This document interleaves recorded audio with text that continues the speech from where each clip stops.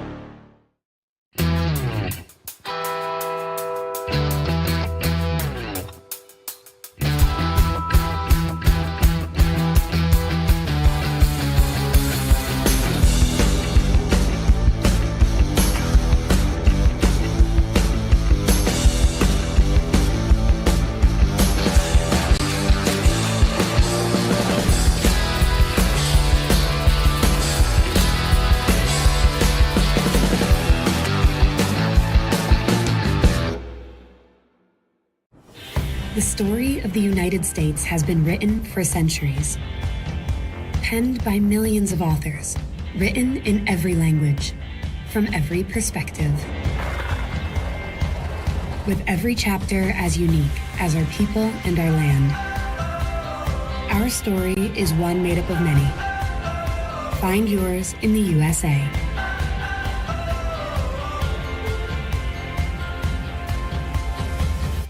In life, things aren't scripted. If you're an athlete, we need people like you and translate those skills to officiating. You can get a lot out of it.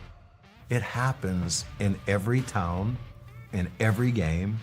We never have a perfect game, but the rewards always outweigh the negativities.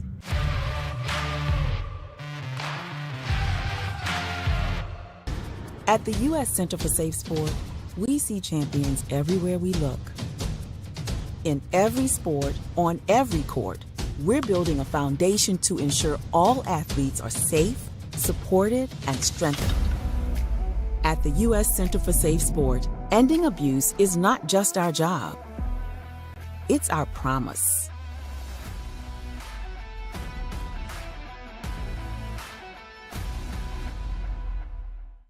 A truck is a tool, but a ram is life.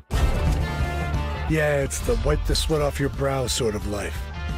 But it's also the let's load up the ATV's life. The my kids play way too many sports life.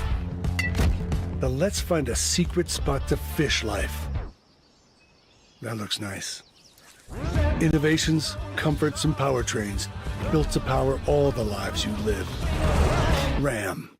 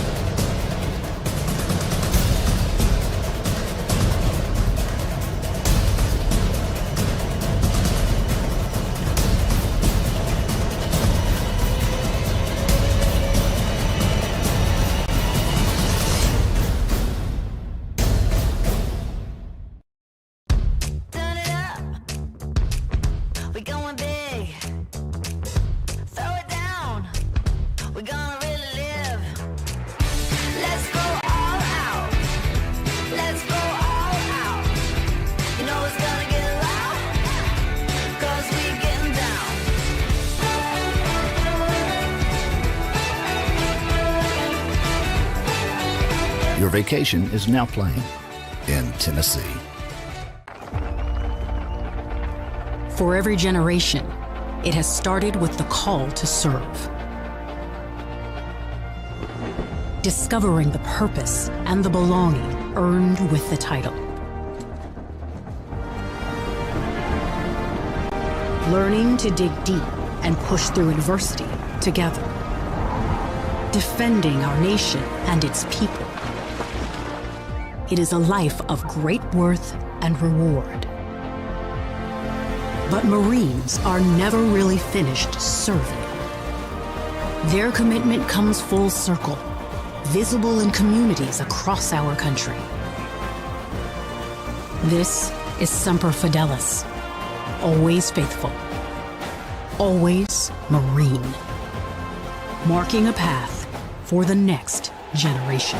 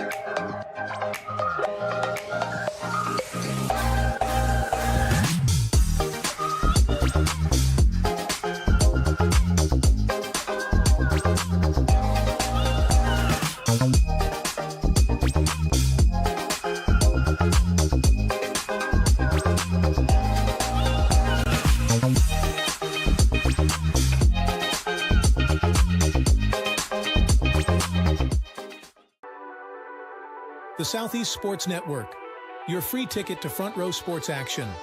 From heart-pounding football showdowns to thrilling basketball games, experience every moment live, all from the comfort of your home. Your favorite athletes, broadcast in real time and on demand. It's not just streaming, it's your front row ticket to the best of Southeastern sports. And the best part?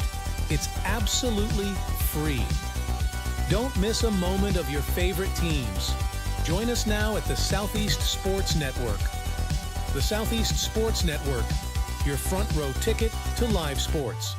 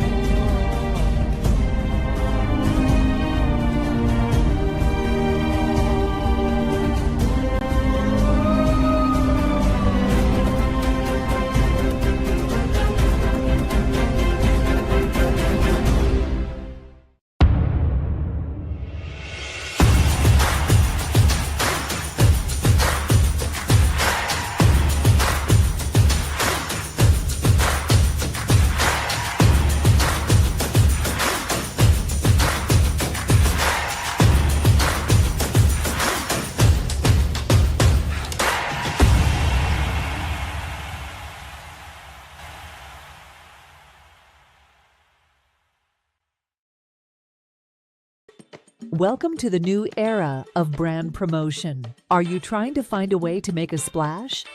We understand that advertising isn't what it used to be. Things have changed. Advertising is both more dynamic and more engaging. Shry Media keeps your brand not just seen, but remembered. In a world where staying relevant is key, we are your partners in staying top of mind. The Southeast Sports Network is now on Amazon Fire TV. Now you can download the SESN app and watch on any Amazon-enabled device, such as your Fire Stick. The easiest way to download the app is to go to our website, find the Watch SESN tab, and click Fire TV app. Then just select your device from the list. That's it. Free and easy. Enjoy watching the Southeast Sports Network on your Fire TV, Fire Stick, or Fire tablet with just a few clicks. Hi, I'm Smokey Bear, and I made an assistant to help you out, because only you can prevent wildfires. Hey, Assistant Smokey Bear, call me Papa Bear, because I'm grilling up dinner. Do you get it? Yes, good job. So, what should I do with all these coals? Don't just toss them out. Put them in a metal container because those embers can start a wildfire. I understand. The stakes are high. Ha, ha, ha, ha. See, Smokey thinks I'm funny. I got involved in officiating volleyball 8 years after I played Division I in college. Saying yes to volleyball officiating will give you the privilege to be a part of one of the most exciting sports around. I'm a speaker, A builder. I coach, culinary arts, auditor, a firefighter. For anyone contemplating becoming a volleyball official, just go for it. take the plunge, open the door. Say yes to officiating. Learn more about how to get involved at sayyes2officiating.com. The rhythmic sound of more than 500 cascading waterfalls. The endless echo of more than 10,000 caves. The serene silence of 1,000 miles of wilderness trails. The next time someone tells you to get lost, consider it an opportunity. Your vacation is now playing in Tennessee.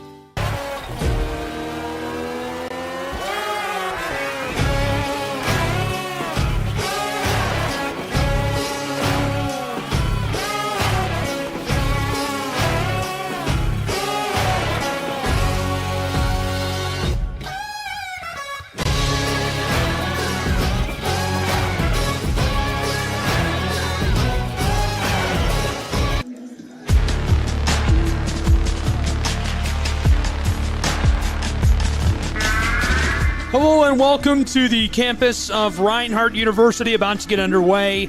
Really good one in store today. Game 2 of 3 between the Johnson Royals and Reinhardt University Eagles. We've got a little housekeeping to do before we get underway, so thanks for being with us. Gabriel Schrei here. We'll have all the action on the Southeast Sports Network in our big simulcast. Thrilled to have you along with us for the ride for this one. Going to be a really good one. These two programs went at it yesterday, and it was a very, very exciting matchup between these two, obviously. Let's take a look at how yesterday's game ended, because the thrilling fashion of that probably could play a factor in today. Here's a look at that. When you want to try to at least make them work for it, and potentially you can strike them out here. The 2-2, Kroll, a moonshot left side, it's gone! Reinhardt wins the game on a walk-off home run! Nash Kroll goes yard for the Eagles' victory at home! And Nash Kroll, who else but Nash Kroll, right? He went viral this week. America, I hope they're still tuned in. Nash Kroll is that dude. Doesn't get more exciting than that. A walk-off grand slam for the Eagles of Reinhardt University. Thanks for being with us. Southeast Sports Network, college baseball, our simulcast available in a ton of places. Here's the promo for today's game and a reminder of all the different places you can catch the broadcast.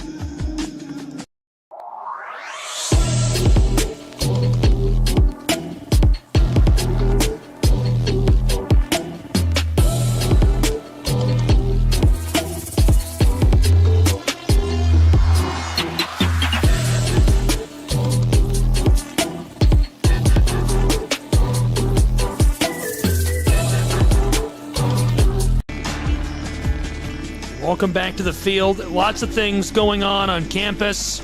Really exciting day. It's Family Day on the campus of Reinhardt University. We'll get underway in just a couple of moments. Until then, we'll take a break and be back with college baseball in just a moment.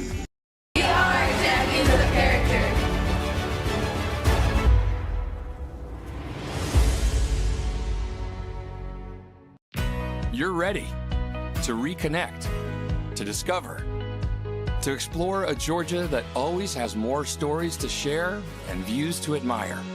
Set for your next adventure while you set your own pace to wonder or wander, or whatever it is that makes you feel you. To feel that Georgia feeling, those beautiful, real, honest moments. The only found in Georgia moments. Find yours at exploregeorgia.org.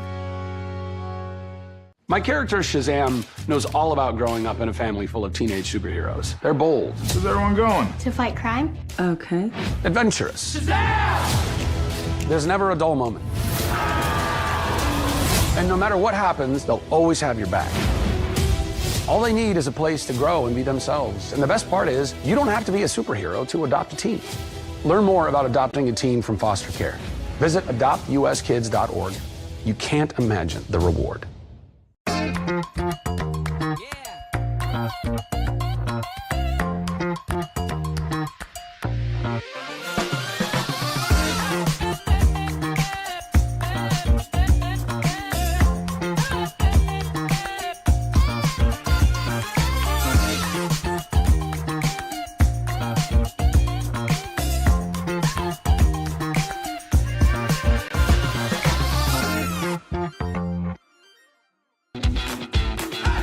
Welcome to SESN, your ticket to the front row of the sports world, covering local, regional, and national events. We bring the game to you. Feel the excitement of every play, every score, every victory. Get your seat, get on air, and immerse yourself in the heart-pounding action. The Southeast Sports Network, where sports come to life. At Shry Media, we believe in the power of connection, promoting your brand while supporting your community.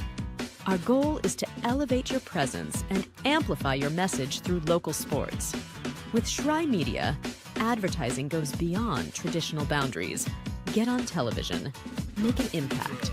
Take the first step towards a future where your brand is not just seen, but celebrated.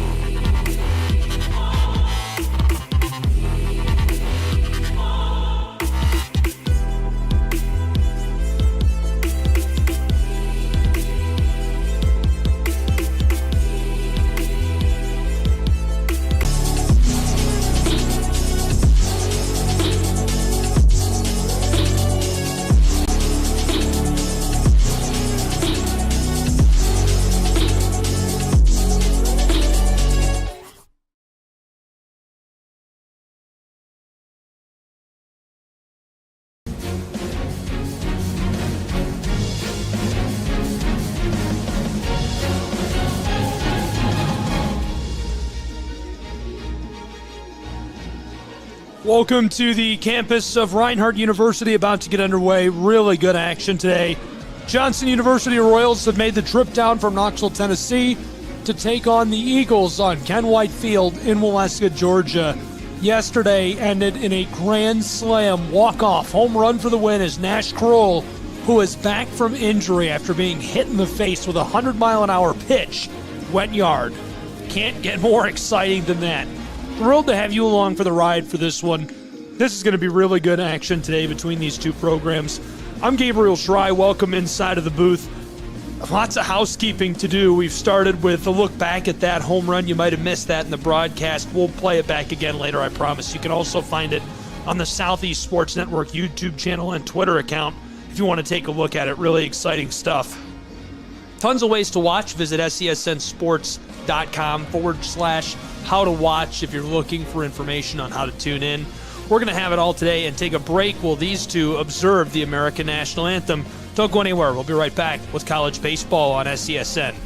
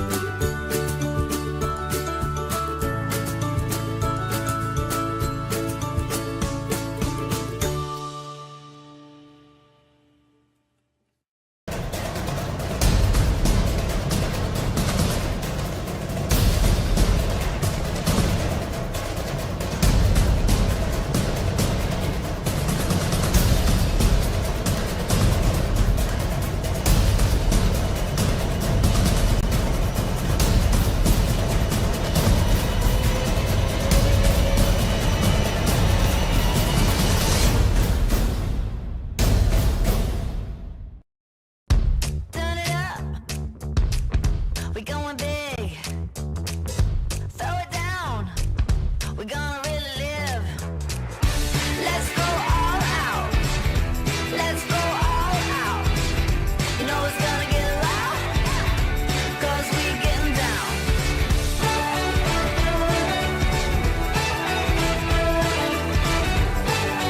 down. Your vacation is now playing in Tennessee.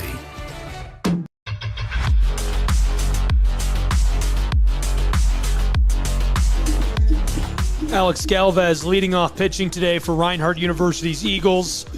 Excited to see how he performs. Going to be tough to follow up the closing action of Allen yesterday against Johnson.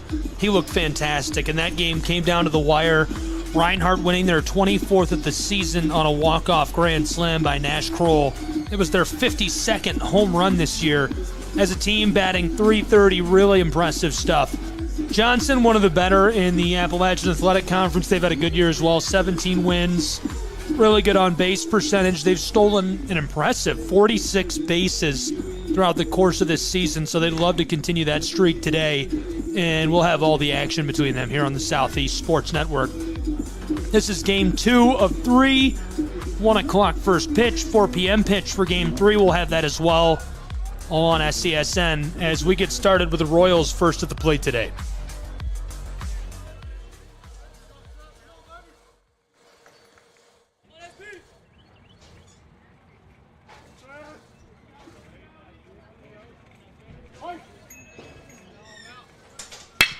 Chopped right side. This is rattling towards the outfield, and he's cut down over at first.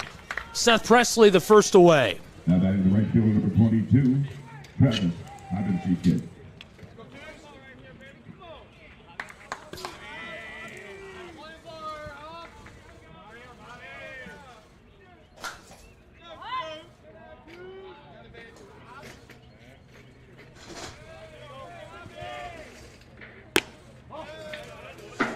Lasered inside.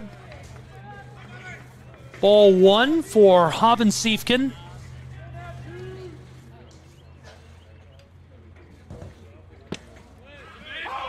Strike 1. Count is 1-1. 1 away from Waleska, Georgia.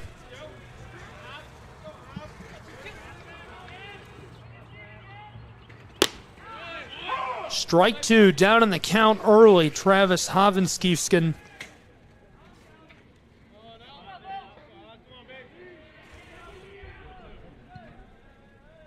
Alex Galvez from atop the mound gets strike 3 and cashes him out. So 2 away in Waleska in the top of the first. A hot start. Number 18, Petey Kiefer. Petey Kiefer next up to bat for Johnson with 2 away in the top of the first.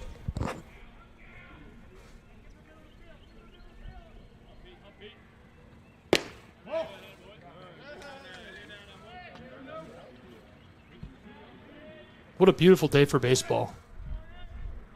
Absolutely, the sun is out. You can tell it's starting to feel a little bit more like spring. Still not quite spring-like just because of the cold breeze that we're feeling, but it's definitely a nice day outside. 2 away, counts 2-0. Strike 1, a big-time swing by Kiefer. So I'm very interested to see in the early stages of this game how Johnson is going to respond after coming so close to knocking off Reinhardt yesterday. Kiefer gets a hold of this left side, sailing towards the chalk, and he's down. That'll retire the side and the top of the first as we go to the bottom here in Waleska, Georgia. Don't go anywhere. College baseball will be back in just a moment on the Southeast Sports Network.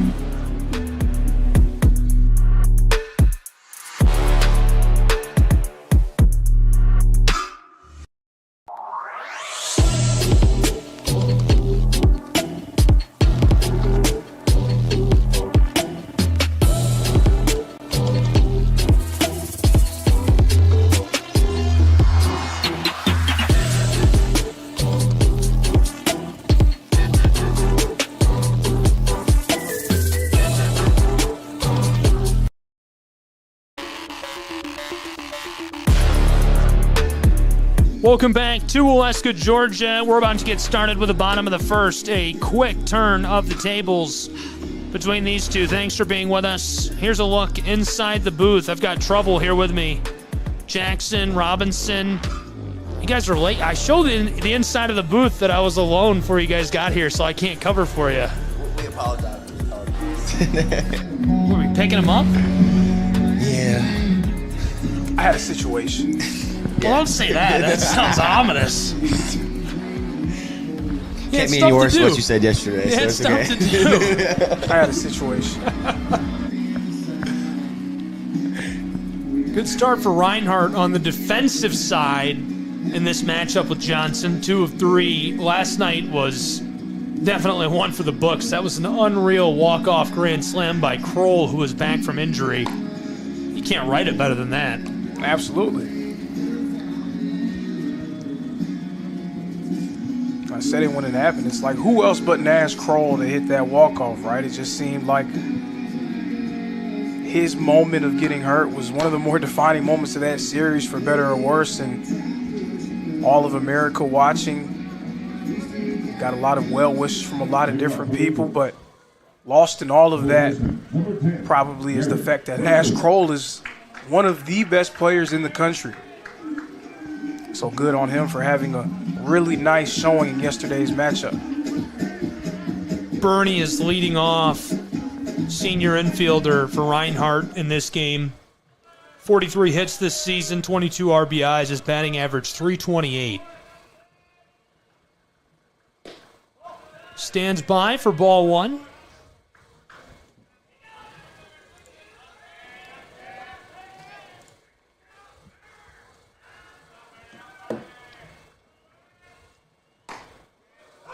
Strike one. Quick look behind us. This is at the other Ken White Field. Softball underway. And it's family day on the campus of Reinhardt University. Bottom of the first count is 2-1 for Bernie, the first batter in this game for Reinhardt. But the point that I was making before, just curious to see how Johnson comes out in this game, coming so close to winning that matchup against Reinhardt. So how do you take that? Do you take that with some belief that you can knock this team off, or is that something that sticks with you like, man, we really let them get away with one? The 3-1 pitch. Bernie chops at it. It pumps up right side towards the bag. He's across, but that'll send him back to the dugout with one away in Waleska. Bernie had definitely a different approach today at the plate. Yesterday, he seemed to be a lot more aggressive. Today, he was able to. He watched a few pitches there and was able to get a good count. Allen the Jr. is next at the plate. But do you think some of that is showing a little bit more respect to this Johnson pitching staff, or like what? Like, why do you think that is the case, just by gauging off of that first at bat? Just off of Bernie, he didn't. He had a rough start to yesterday's game. He started out 1-3, 1-4, on the day. A couple ground outs.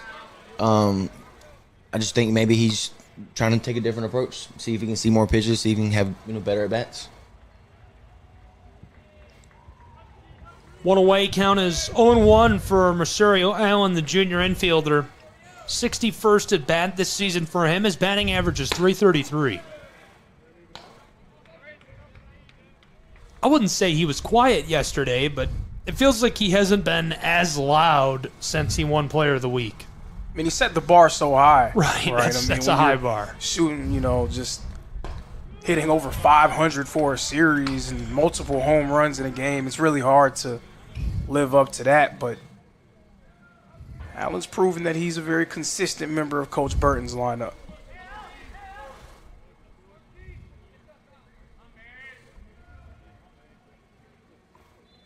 One away. Here's the 1-2.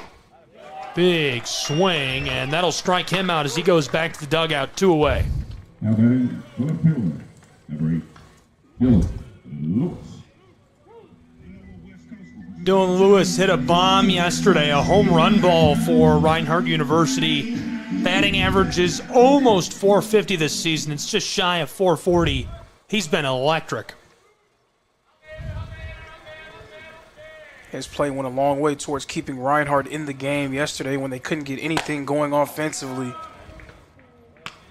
And Dylan Lewis a few nice extra base hits, including a big-time home run, really keeping that offense afloat and giving them a chance going into the ninth. 1-0 pitch is a bit low, catches the strike.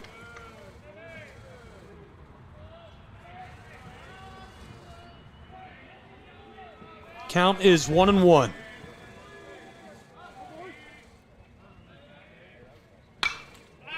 Chopped right side, that's Sale's foul.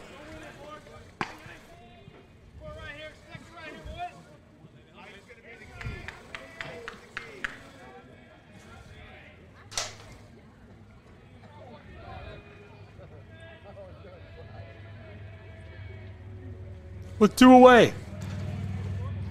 Here's the 1-2.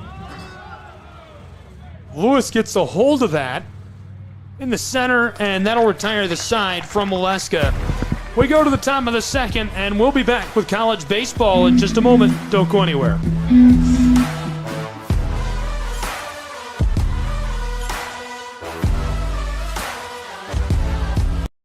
Sports Network is now on Amazon Fire TV.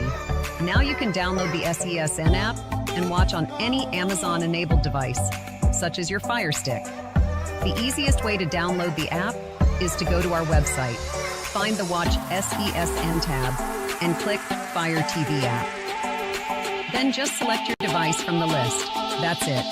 Free and easy. Enjoy watching the Southeast Sports Network on your Fire TV, Fire Stick, or Fire tablet with just a few clicks.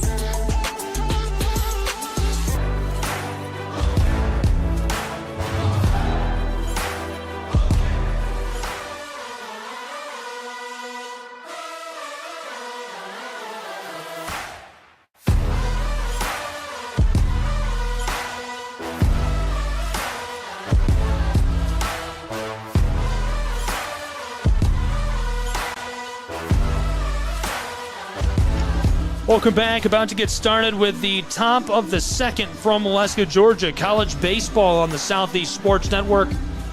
Gabriel Schrei, T-Jax, Lorenzo Robinson. We've got a full broadcast booth. You get away with that nickname. There's not a lot of people that get away with nicknames anymore. I know. I had one of my best friends my first year of college. He kind of came up with it as soon as we got to college, and it just stuck. I like it. It's well earned. I think it fits, too. It does fit. I mean,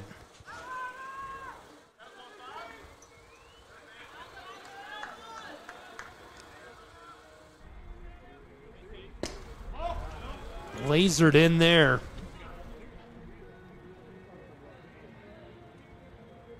Alex Galvez on top of the mound for Reinhardt. Really good start in the top of the first for him. Big swing, that's strike one. Braden Taylor at the plate for Johnson University. Galvez has been a very consistent part of this Eagle rotation. Right now sporting a 2.15 ERA. On most teams, that would be far and away the lowest. Of course, Andrew Herbert sporting a 1.35 ERA, a nice 1-2 punch for the Eagles in their starting rotation. Right side, sailing towards the wall, one down. One away in the top of the second. And right fielder, number 3, Bryson Schoen. Bryson Schoen, the sophomore. 123 at-bats this season for Johnson's Royals, has averaged .252. We saw him go yard yesterday. He looked really good.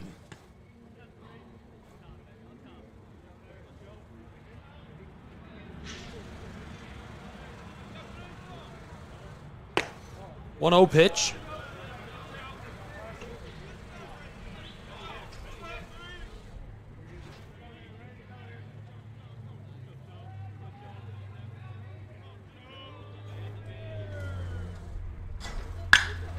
Schoen gets a hold of this, trailing left side. That's well in play, and 2 away now for the Royals of Johnson University. And that is the first stop. Number 30, Nolan Cusick. Do you think that the Grand Slam yesterday, the end of a hard-fought, what looked like a certain victory for the Royals, is deflating them a little bit in Game 2 of this series? You don't really want to say deflated because there's so much baseball left to play. There's 2 whole games, and at this point, about 17 innings left of baseball left, but it's kind of just a matter of how their perspective is. I mean, are they thinking, man, we let them get away with one, or does that motivate them? Do they believe now that they can hang with this team and win? And then conversely, on the Reinhardt side, it has to give you a little bit of energy to maybe get away with one that you probably shouldn't have won. So it'll be an interesting dynamic to see. 2 away, the 2-0 pitch, chopped left side, sailing down along the chalk. Looks like this escapes play, and Reinhardt's waiting defender, so he'll head back to the plate.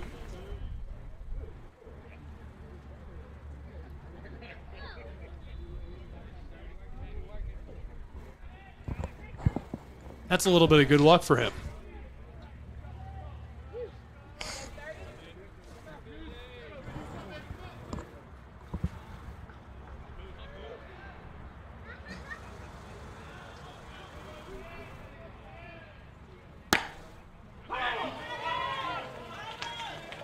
Suffers strike 2.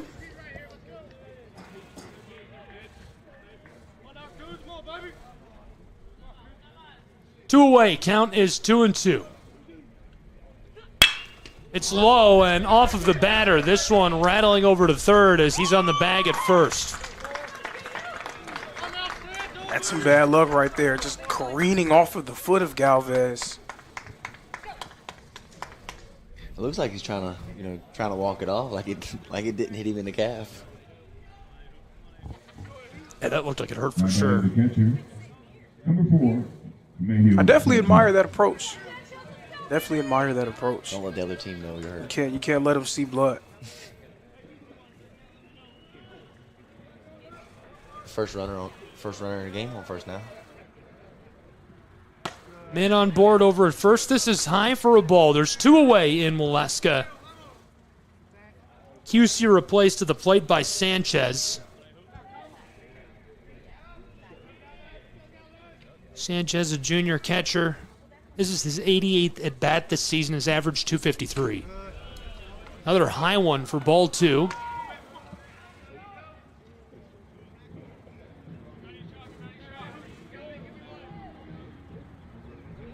Top of the second, 2 away, 1 on board.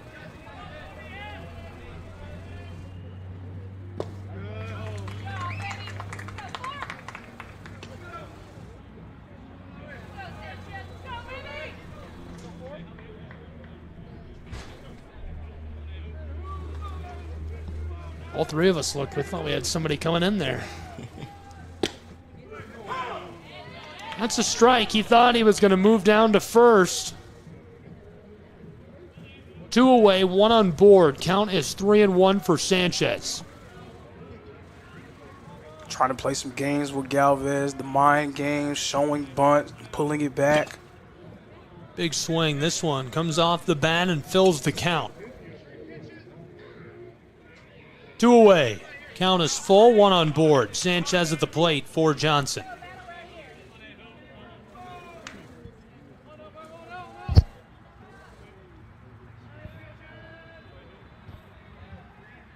The payoff pitch. That sends him down on board over at first. It seemed that both teams had differing opinions on that pitch. It seemed like Reinhardt was all but certain that was a strikeout. And you say both teams, the batter, he started walking like he was walking to the dugout. He turned around and looked at the umpire like, okay, I'll take my base. I'll take my base.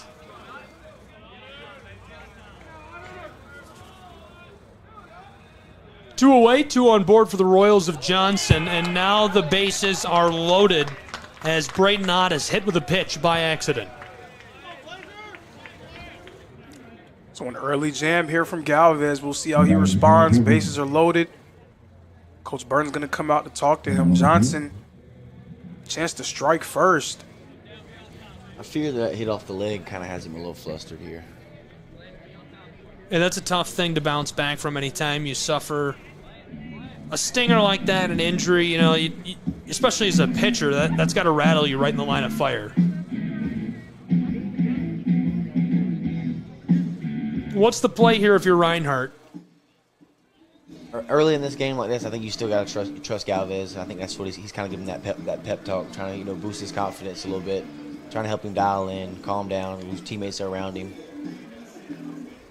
That's exactly what he'll do. Just a pep talk, just kind of get him to relax a little bit.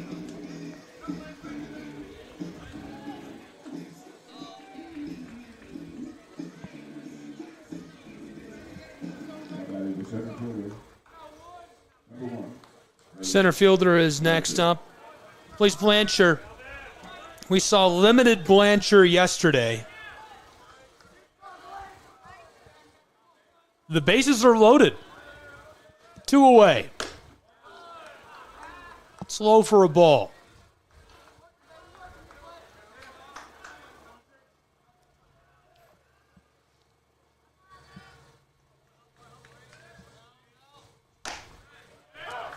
Zipped in as well for strike one. Count is 1-1, 2 away.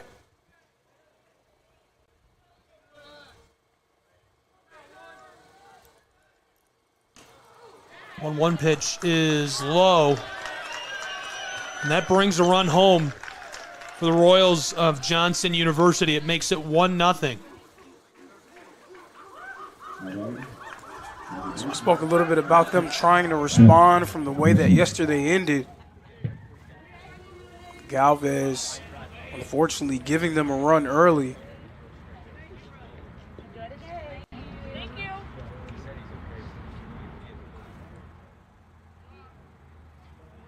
Quick look at the umpire here. Call for the trainer from the sideline. Maybe seems like he got hit in the face mask with the ball. Yeah, hopefully he's all right. Never want to see anyone getting injured, obviously.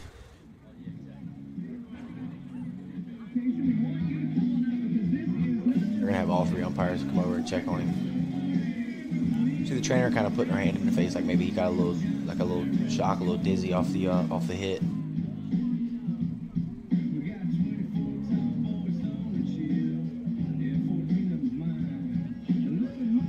Hopefully he's all right.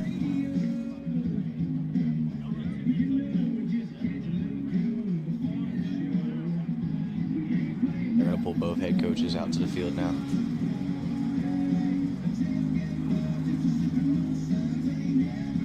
Something not quite right. We're going to take a break while they check on him. Hopefully he's all right. And we'll be back with more college baseball in just a moment on SCSN.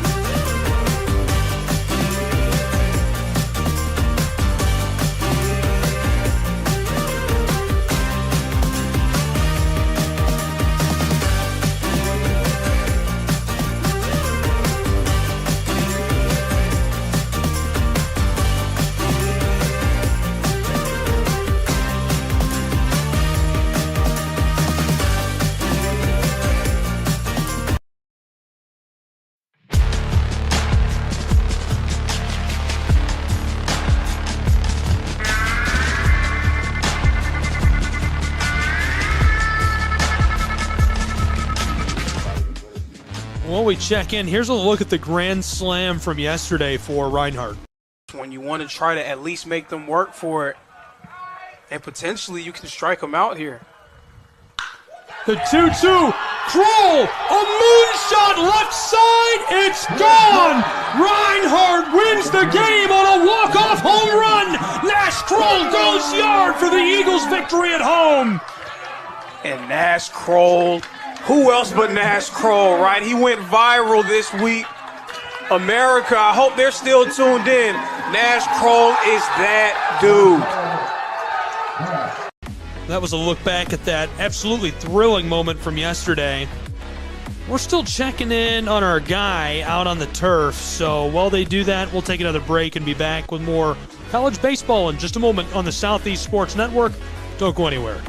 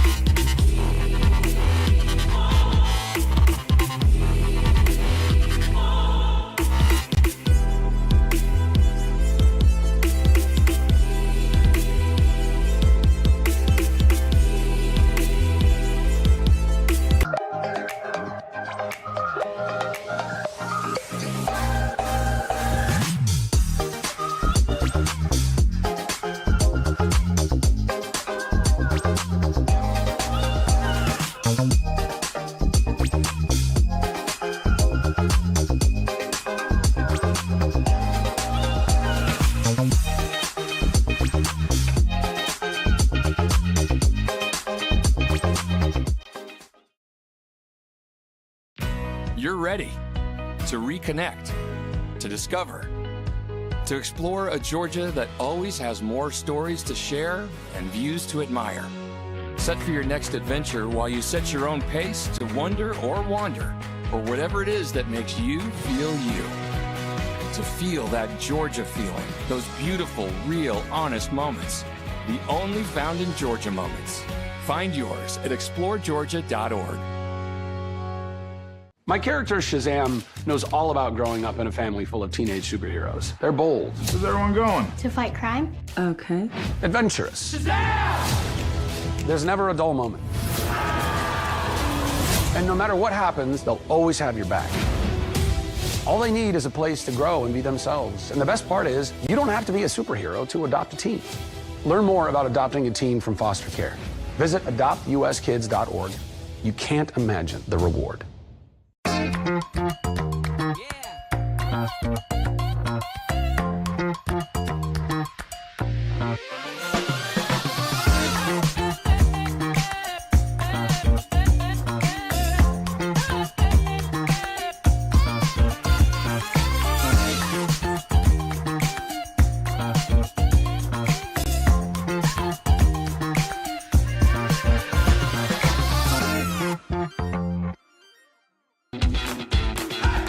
Welcome to SESN, your ticket to the front row of the sports world, covering local, regional, and national events. We bring the game to you. Feel the excitement of every play, every score, every victory. Get your seat, get on air, and immerse yourself in the heart-pounding action. The Southeast Sports Network, where sports come to life. At Schrei Media, we believe in the power of connection, promoting your brand while supporting your community. Our goal is to elevate your presence and amplify your message through local sports. With Schrei Media, advertising goes beyond traditional boundaries. Get on television, make an impact, Take the first step towards a future where your brand is not just seen, but celebrated.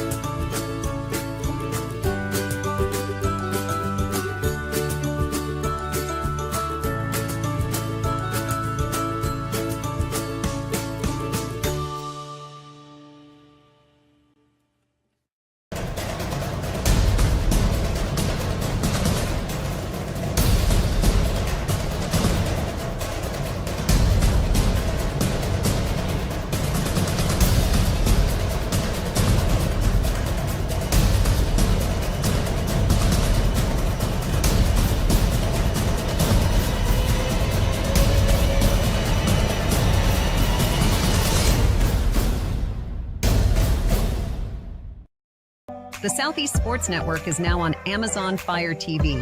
Now you can download the SESN app and watch on any Amazon-enabled device, such as your Fire Stick. The easiest way to download the app is to go to our website, find the Watch SESN tab, and click Fire TV app. Then just select your device from the list.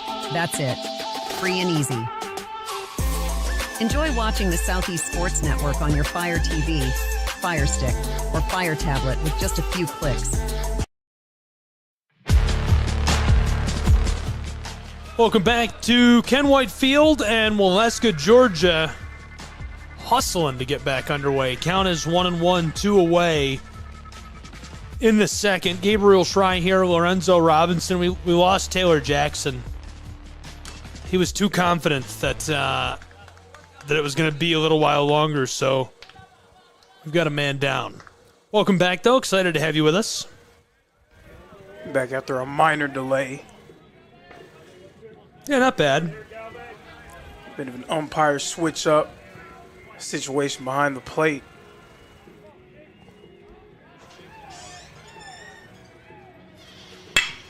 This one right through the center, stopped on the edge of the infield, and that retires the side in Waleska as we'll have another break and be back in 30 on SESN.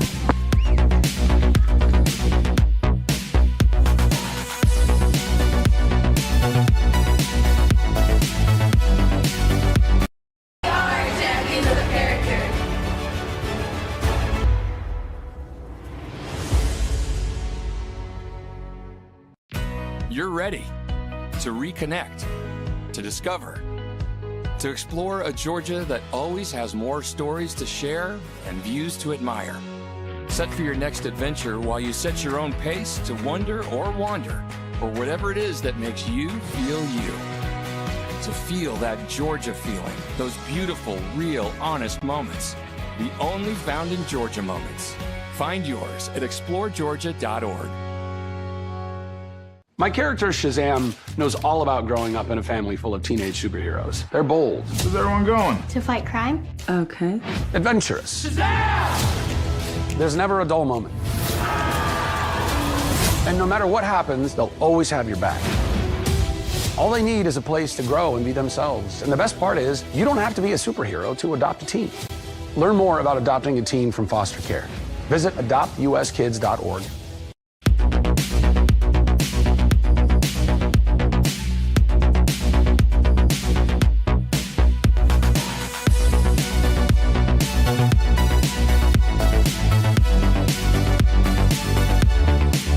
One 0 Johnson Royals as we enter the bottom of the second between Johnson and Reinhardt. Gabriel Schrei, Taylor Jackson, Lorenzo Robinson. College baseball on the Southeast Sports Network. Thanks for being with us.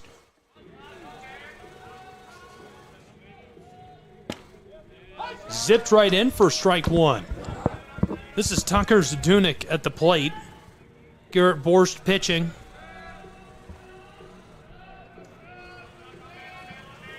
And you spoke yesterday about Johnson's pitching staff being the strength of their team. Borst, a big reason why. A really nice season from him so far. currently sporting a 2.20 ERA, along with a 3-1 record. He has been very nice on the mound for the Royals this year. Strike three, that retires one for the Eagles of Reinhardt. And that is the first baseman for the Eagles. Number 30, Nash Kroll. Nash Kroll, the hero of yesterday's game for the Eagles, at the plate for the first time today. Excited to see how he performs in game 2 of 3.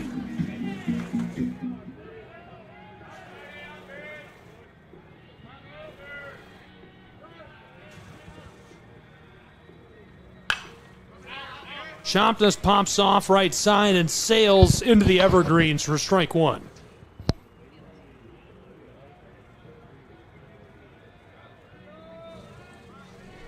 He's had a little different approach than his teammates. He took first pitch, tagged it, first pitch strike. Usually probably one of your best pitches that are going to come out, and he's going to mash this to center field. This one sailing aerial, center fielder under it, and 2 away. Johnson thrilled about this start to the second.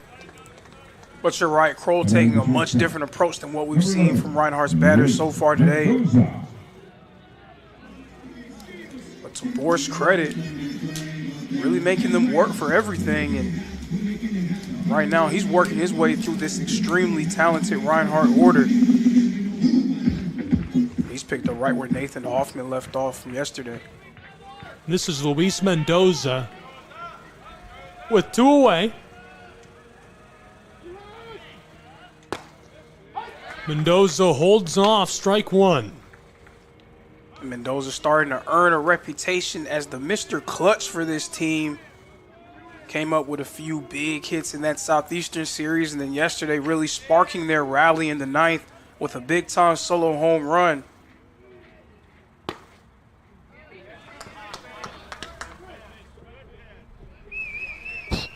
Count is 1-1 with 2 away. Mendoza over 80 appearances at the plate this season. His average is .350 on the nose.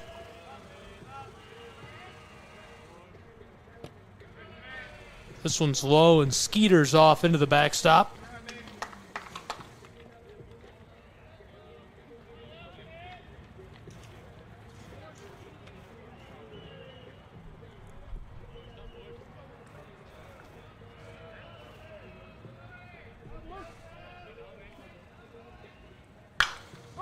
Mendoza sends this straight up, coming back towards the backstop and over the bleachers into the evergreens.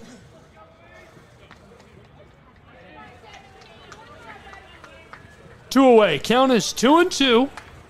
Garrett Borst looking to go to the third inning undamaged with a 1-0 lead over the Eagles of Reinhardt University for Johnson.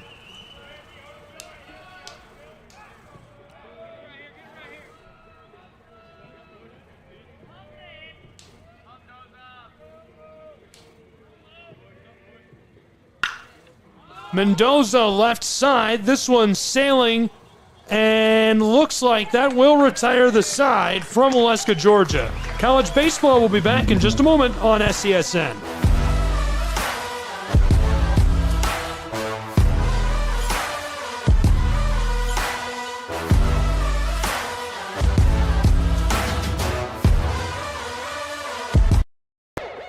At Schrei Media, we believe in the power of connection, promoting your brand while supporting your community. Our goal is to elevate your presence and amplify your message through local sports. With Schrei Media, advertising goes beyond traditional boundaries. Get on television, make an impact. Take the first step towards a future where your brand is not just seen, but celebrated.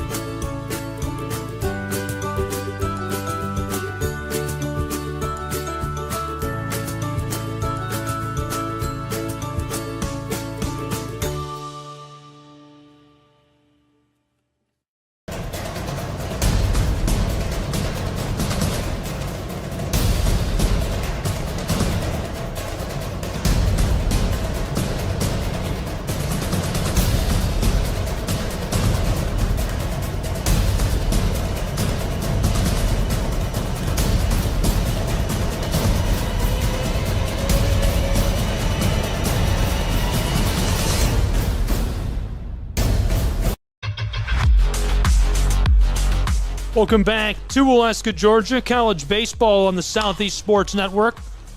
This one chopped right side, a race down to first, and Kroll makes the play. One away. That's quite the start. It's a good start. It seemed like the ball kind of, ate Allen up at second base, but he was able to gather it up, make a good throw. It was a big stretch by Nash Kroll over at first base.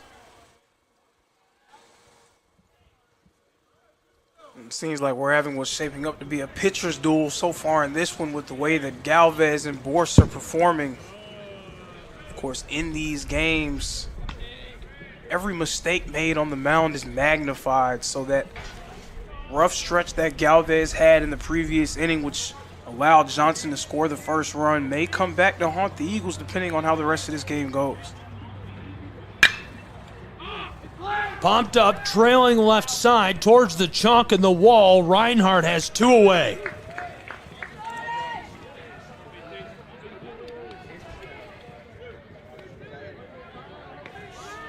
Now batting the third baseman, number 15, Braden Taylor. Kiefer couldn't do anything. He's replaced by Braden Taylor at the plate. Taylor 0 for 1 in this game. He's had a good season, batting .290.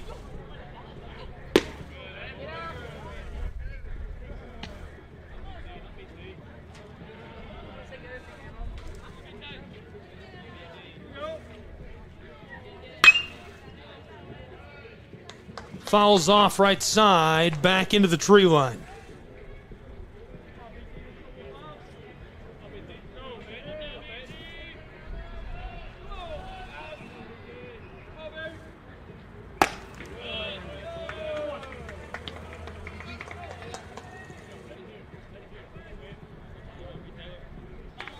Count is 2-1 with 2 away.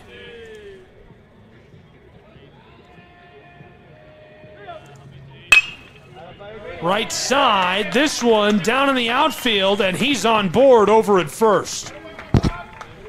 Really well struck to get on board. 2 away, and so this inning is still alive for the Royals. It felt like Johnson did a lot of that yesterday, just doing enough to be a thorn in Reinhardt's side. Right now, Reinhardt down by a run, 2 outs quickly on the board, looking to retire the side and get back into the batter's box, and Johnson saying not so fast.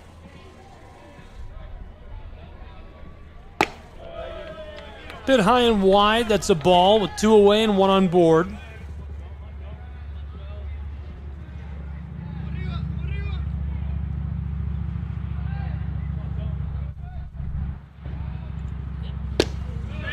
Big swing, that's strike 1. Count is 1-1 with 2 away.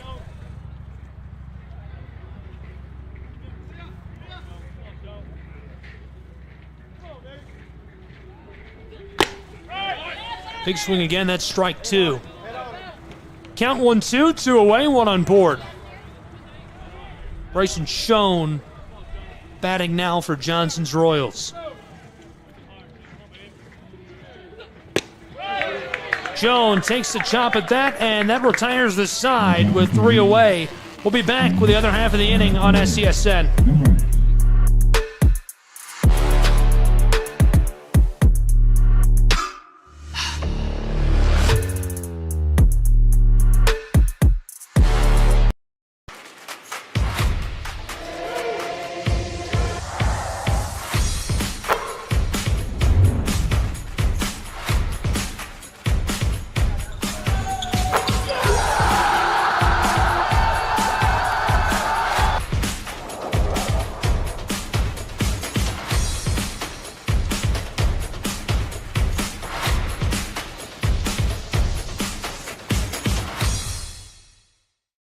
I got involved in officiating volleyball 8 years after I played Division I in college. Saying yes to volleyball officiating will give you the privilege to be a part of one of the most exciting sports around. I'm a speaker, A builder. I coach. Culinary arts. Auditor. A firefighter. For anyone contemplating becoming a volleyball official, just go for it. Take the plunge. Open the door. Say yes to officiating. Learn more about how to get involved at Say Yes. Welcome back to Waleska, Georgia, where it's 1-0 Johnson Royals lead over the Eagles of Reinhardt University. We're about to enter the bottom of the third. Reinhardt quickly retired that side. Before we get into this, a quick look right behind us, the other Ken White Field, where it's 1-1. Truett McConnell battling it out with the Eagles of Reinhardt. College softball, all the action back there. Looking good. We're about to get back underway here. Gabriel Schrei, Taylor Jackson, Lorenzo Robinson, a full booth on this sunshiny afternoon. If it was about 10 degrees warmer, I'd say it's a beautiful day. Man, yesterday was a little chilly sitting over here in the booth with the windows open and everything. I was wearing a t-shirt. Now today I'm more prepared. Got my little sweatshirt on. Yeah, I'm wearing a polo under the hoodie. That's a bold choice. Dress pants and a hoodie. Chopped right side. This goes foul.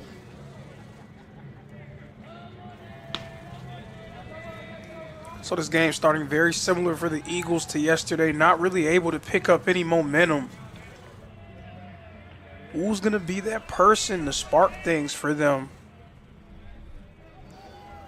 Almost one complete time through the order.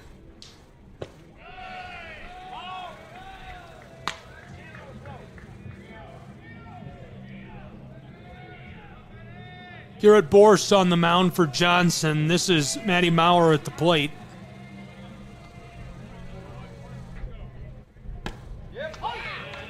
It's a strike. Count is 1-2. Bottom of the third from Waleska, Georgia. 1-0 Johnson Royals lead.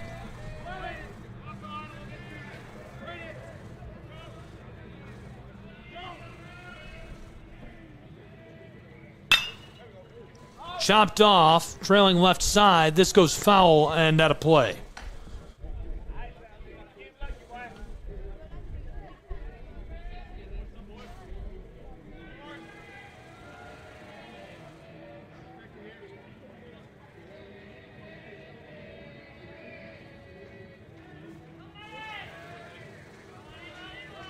Borst, the 1-2. Maurer fouls off, stays alive.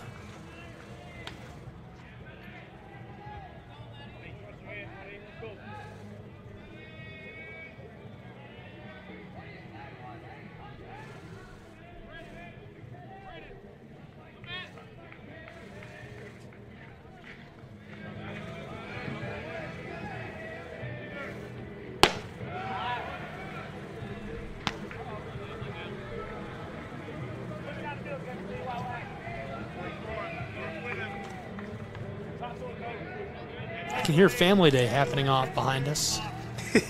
I can hear the music playing. I'm kind of jealous. I know. The 2-2. Maurer chops at it, and it goes foul. He stays alive. I want to go to Family Day. Man. You know, once during football season, they brought the public address announcer, Al Bell. They brought him a read, and they were like, "Oh, we're running out of Chick-fil-A sandwiches. Hurry and get one." So I made a joke. I was like, "Oh, I'd love a Chick-fil-A sandwich." And they brought me Chick-fil-A sandwiches. So if you guys ask, you never know. Something might show up. Somebody was listening to you. Yeah. Could really use $1 million. That was way too funny for a dad joke. Maurer gets this down, short outfield, and he's safe on the bag at first. Really wants to go to second, but he'll stay put in Waleska. Really good at bat for Maurer right there. A 2-2 count, able to foul a few balls off as well, and just get a nice base hit in the center field. See if he can start a run here. See if they can capitalize on base runners here. He's on board over at first, followed by Jacob Profit. And that may be a turning point in this game. Reinhardt getting their first hit in the bottom of the third. Now at first, Jacob Profit, one of the better base runners in the country, a guy who was among the nation's leaders in stolen bases for the last 2 seasons.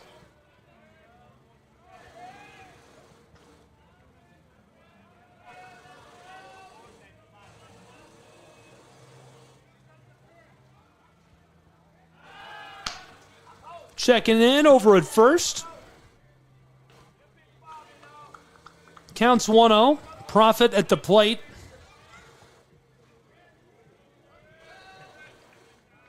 One of the more underrated aspects of him being on base is the attention he can draw away from the batter. Because as a pitcher, you have to pay special attention to a guy like that, as potent as he is at stealing bags. Yeah, Borst is paying a lot of attention to him early. Stealing bases is a specialty of Johnson's Royals. 46 stolen bases entering this triple-header against Reinhardt. And even if you can see over there, Profit's his lead is enormous. He's giving them a run for their money. Even the catcher is over here. A fake steal by Profit right here has the catcher eyes over there as he throws it. He checks in again at first base. We talked a lot about Richard Castro. He made some noise last year when he first got on campus, hitting a bunch of home runs in a spring game. When he gets hot, when his bat gets working, he's a force. Adds another dynamic to their lineup as well. I mean, there have been times, of course, we've seen him catch fire over the course of his time at Reinhardt. Even if the consistency hasn't always been there, we've seen what he looks like at his best. Definitely somebody that Reinhardt will need to catch fire if they're going to make a run into the national tournament.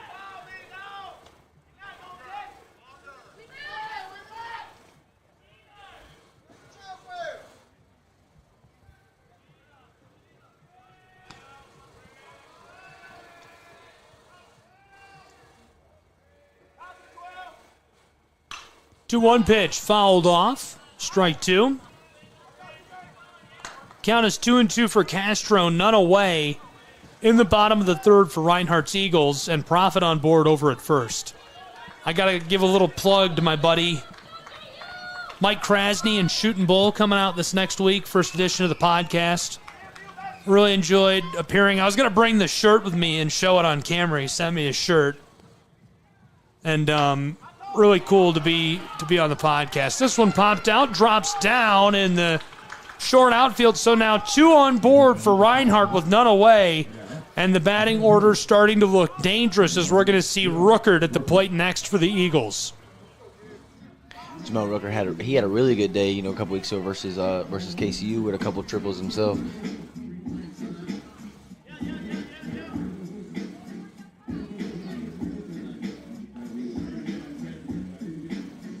All of a sudden, Reinhardt's starting to build some momentum. You can see their confidence growing at the plate. Richard Castro getting a big hit. He gets involved in the action early. So you might know, you're a big baseball fan, right? I would say so. Are you a big baseball guy? So Jim Liritz and Gary Reasons were the two on the podcast with me, but they're a little they're pre-me, so they're definitely pre-you guys. I don't know if you know either of them. Liritz played for the Yankees, and Reasons played for the Giants and won a Super Bowl. I'm a Yankees fan. I should know. They were fun. They were fun to be on with.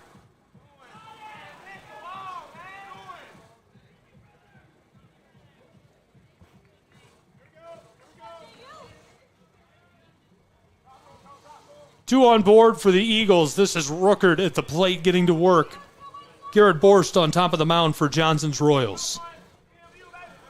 With the speed of Profit out there at second in scoring position, just getting one in play could potentially bring a run home for Reinhardt.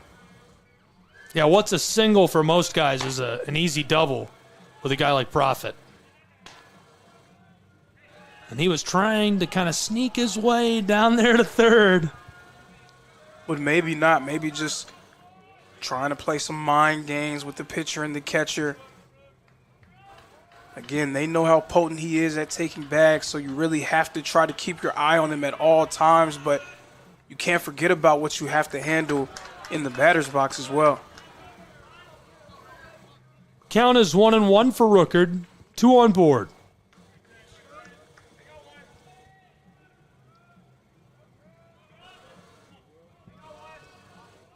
Johnson Royals lead 1-0. Rooker chops this left side. Profit is safe over at third.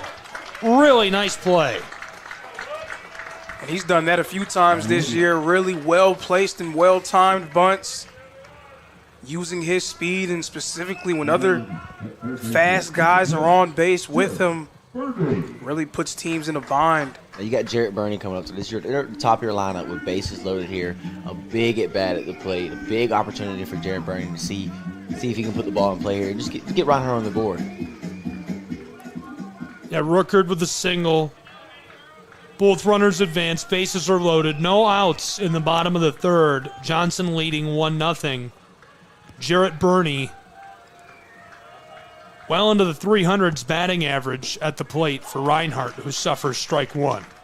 Second time through the order. Nothing can surprise them now from Borst. We'll see if they'll be able to take advantage.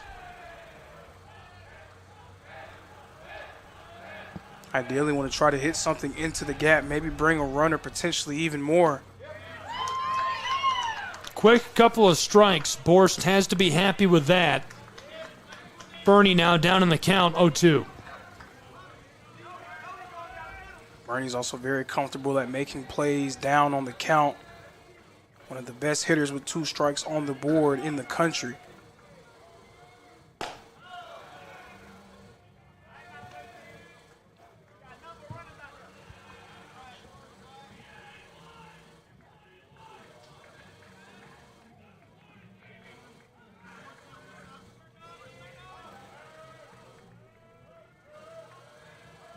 Bases are loaded. The 1-2 pitch. Chopped foul. The sails back into the evergreens behind us. Well, it started out as a really beautiful day for this game, and I feel like it's kind of getting a little ominous out here. I'm feeling the wind come through this through these windows, and I'm getting a little chilly.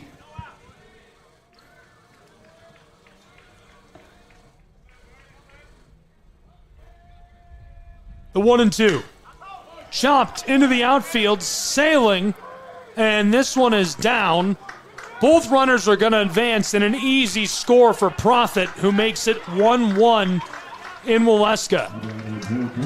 Big RBI for Burney there. Not only that, he moves a runner from second to third, so now Richard Castro is now in scoring position as well. Just wanted to get something in play there to be able to tie this game up. All of a sudden, Reinhardt showing some life. This is Allen following Burney to the plate. Runners on the corners to the Eagles of Reinhardt.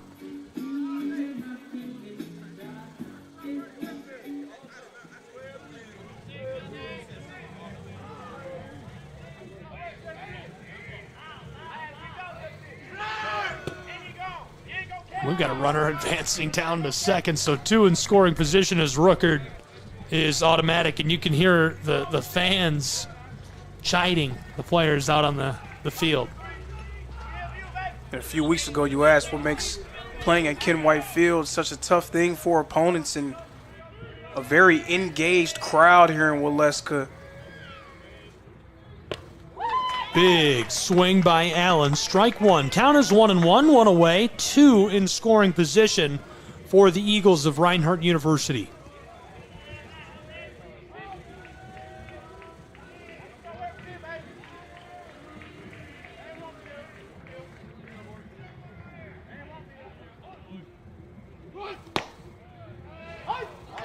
Zipped in, and that's strike 2. Hesitated before making the call.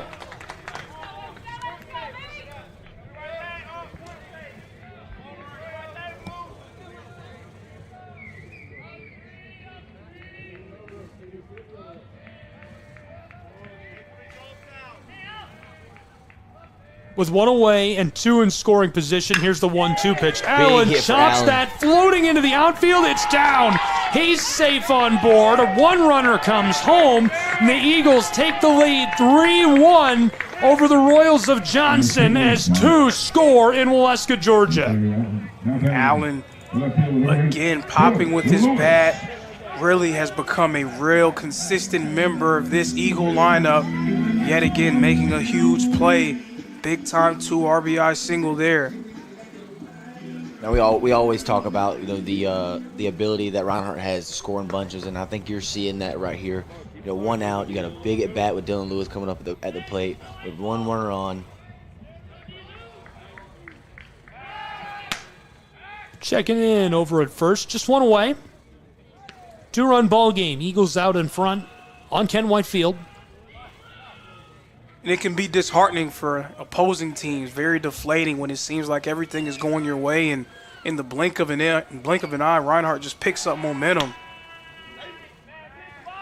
Keeping Allen on the bag.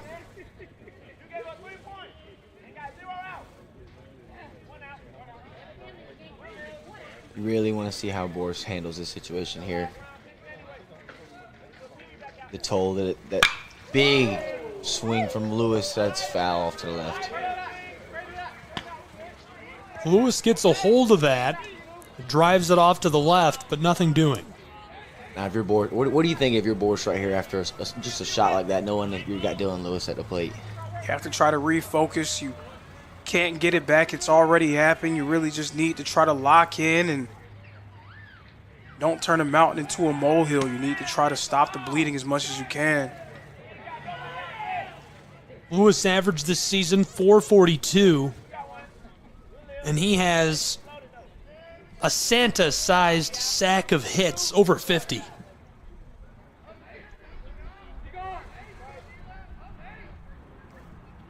He's got one for all the little boys and girls, just dropping them off at every house.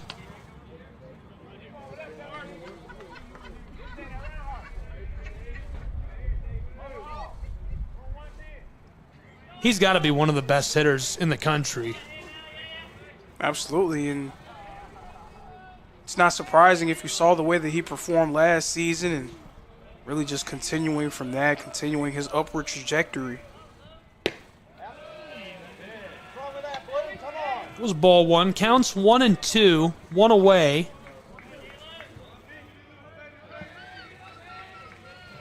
One on board for Reinhardt over at first. They lead by 2 runs, 3-1.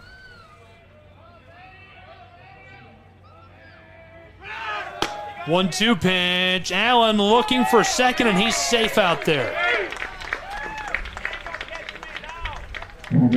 Really nice job by him advancing. Shows the perfect time. Count is 2-2 with one away with Lewis at the plate. You can tell that Johnson's been paying special attention to the potency of Reinhardt when it comes to stealing bases. Yesterday, holding a few guys on the bag. Today, Reinhardt a little bit more aggressive and taking their chances when they see fit. Allen staying on second. Lewis at the plate for the Eagles. One away, full count. Just one on board.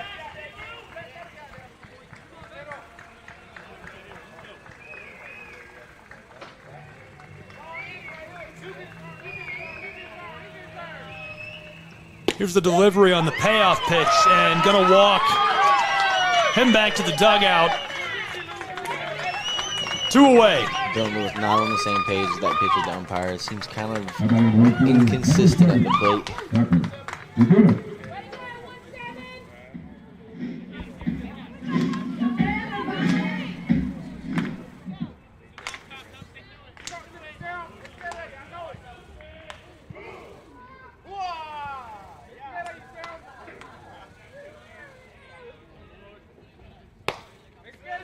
Zipped in for the ball. 2 away. Allen out on second. Lewis just outside of the top 20 for best batting averages in America. A couple of familiar faces in that top 20, though. Brian Zlofton, number 17 in the nation, batting. Country is led by Fury at Jessup. 116 appearances this season. His average is .517. It's ridiculous. I want to know about that conference. I want to know. Remember what I said yesterday, strength of schedule. We had a little conversation about that. I want to know about that strength of schedule. Who is he batting against? Children? Bro's hitting everything. It's gotta be a little league team there. I mean, that's crazy, 5'17". If he's batting that, you might as well just intentionally walk him.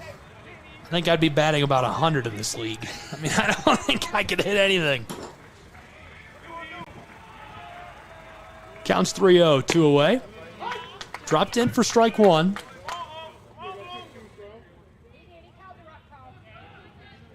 Oropeza, McKenna, Duarte, and Teal round out the top five. Oropeza is at Talladega in Alabama. His average is .509. 3 batters with an average of .500 playing across the country. Louisiana Christian's McKenna. Nearly 100 appearances this season. He's batting .500. Johnson, head coach here, man. Take a visit to the mound and see if he can either make a pitching change or see if he can calm down Morse on the mound.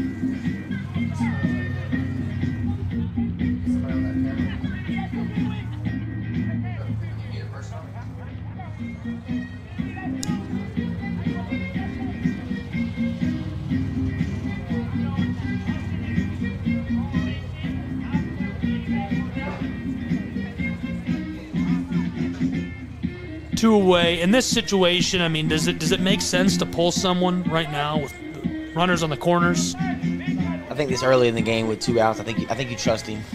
You gotta see if he can get out of a tough situation. See if you can stop the bleeding here and just get into just keep them at a 2-run lead. And of course, it wouldn't really be ideal for you to try to pull him now. You want him to be able to finish this inning out, but depending on how this at-bat goes with Nash Kroll, it may force his hand. That's one thing you don't want to let it get out of control. And I think you give him one at bat, a big at bat, a big batter at the plate with Nash Kroll. Kroll pumps this up, sails foul. 2 away, runners on the corners. Kroll was the hero last night when he hit a grand slam to walk off for the win for the Eagles. He's getting a lot of attention right now. It's gone viral twice in 1 week. And just continuing to ride that wave. Again, lost in kind of the situation that happened last week. All the well wishes and everything, so people just waiting to see an update on what his status would be. I don't think a lot of the country knew that Nash Kroll was as good as he is, but he has been one of the most consistent batters in the country for the better part of 2 years. It's good to see him getting this kind of shine right now. That one's low in the turf. 2 away, runners on the corners. Count is 2-1.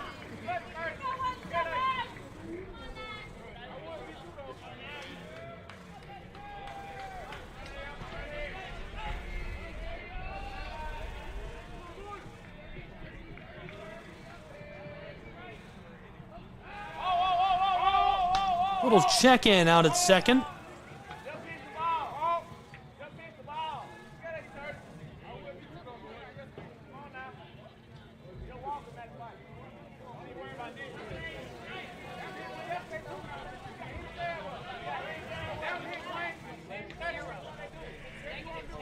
The 2-1 pitch.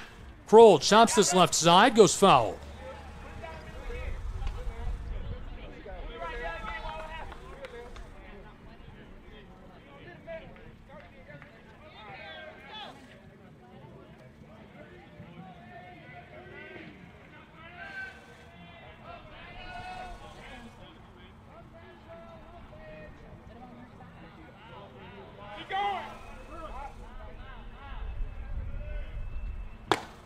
Kroll, big swing. That retires the side in Molesca, Georgia. We'll take a break and be back. 2-run game. Eagles lead on SCSN. Don't go anywhere.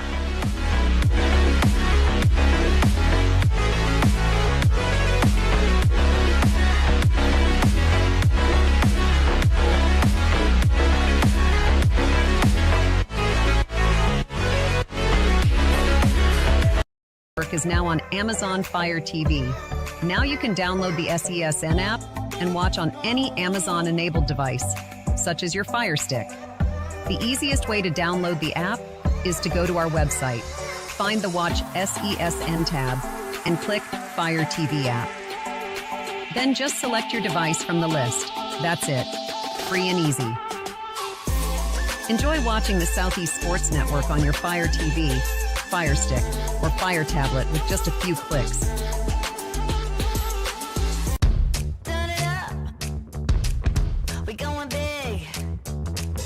Throw it down. We gonna really live. Let's go all out. Let's go all out. You know it's gonna get loud. 'Cause we getting down.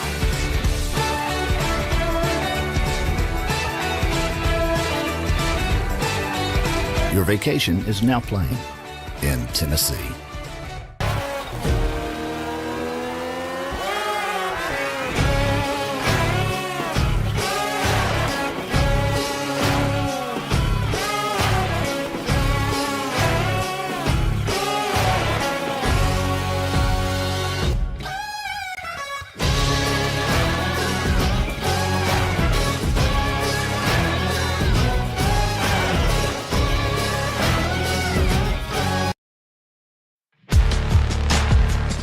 Welcome back to Alaska, Georgia. College baseball on the Southeast Sports Network. We've reached the top of the fourth between the Eagles of Reinhardt and the Royals of Johnson, where it's a two-run game. Eagles out in front here on SCSN. Thanks for being with us. Gabriel Schrei, Lorenzo Robinson, Taylor Jackson, all in the booth. Thrilled to have you along for the ride. This has been a really good one so far. Chopped, sailing, left side, and it's off the wall. He's going to make his way down to second, where he's safe on the bag. One on board, a hot start to the top of the fourth for the Royals of Johnson. The catcher, number 4. Johnson continuing to stay attached to the hip of Reinhardt, not really allowing them to get too far out in front. Nice leadoff double there as they try to eat away at this 2-run advantage that Reinhardt built in the third.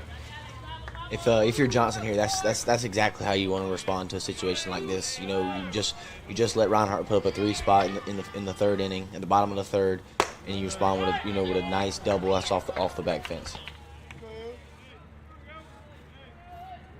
As a team, they've been pretty uneven this season. They've been up and down, but you have to like the way that they've conducted themselves here at Ken White Field, really hanging tough with a team that's playing as well as anyone in the country.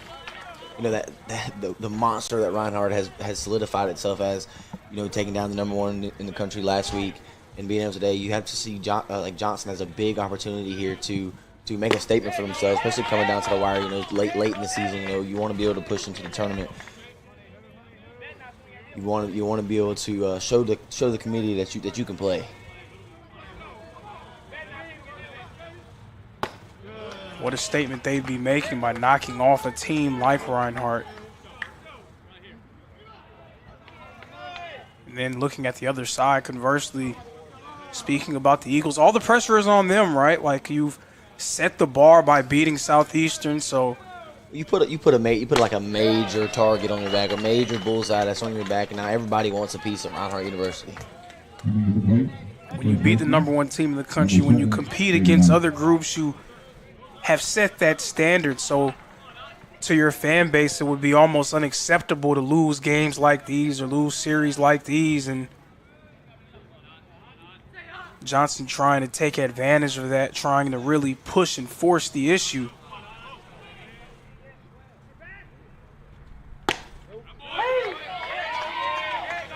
Quick strike. 2 on board for the Royals. Man at the plate for Johnson, Braden Knott had a really nice game yesterday. Did a little bit of everything, was nice at the plate, a few big plays in the field. He was asked to close the game out on the mound, but unraveled a little bit as Johnson lost their 3-run lead in the 9th.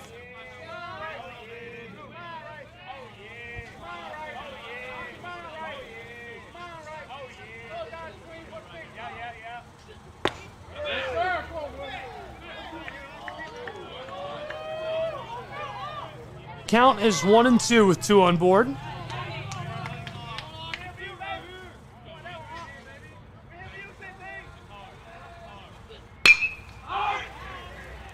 Popped up, sailing towards the center of the outfield, and 1 away.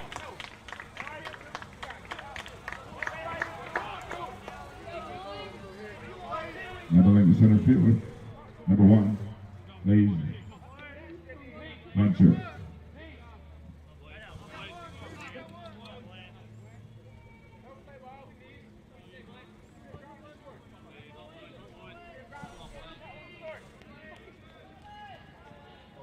Johnson adding another run to their total, making things very interesting here in Waleska. And like I said before, really hanging around. They've been a thorn in Reinhardt's side. And you can tell with the way that they came out in the first game of this series that they were not going to be denied. They were not going to be intimidated. They're really forcing Reinhardt to work for this one, probably a little bit harder than they thought coming in.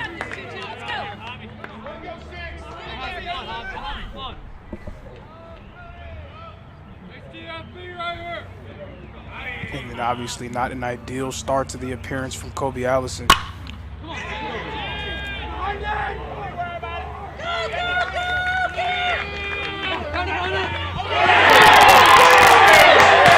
a tremendous play! Laser from left field there. Matty Maurer with the tag at the plate. And just saves Reinhardt from keeping that lead, that 3-2 here. Heck of a throw from Dylan Lewis to get that out at home plate.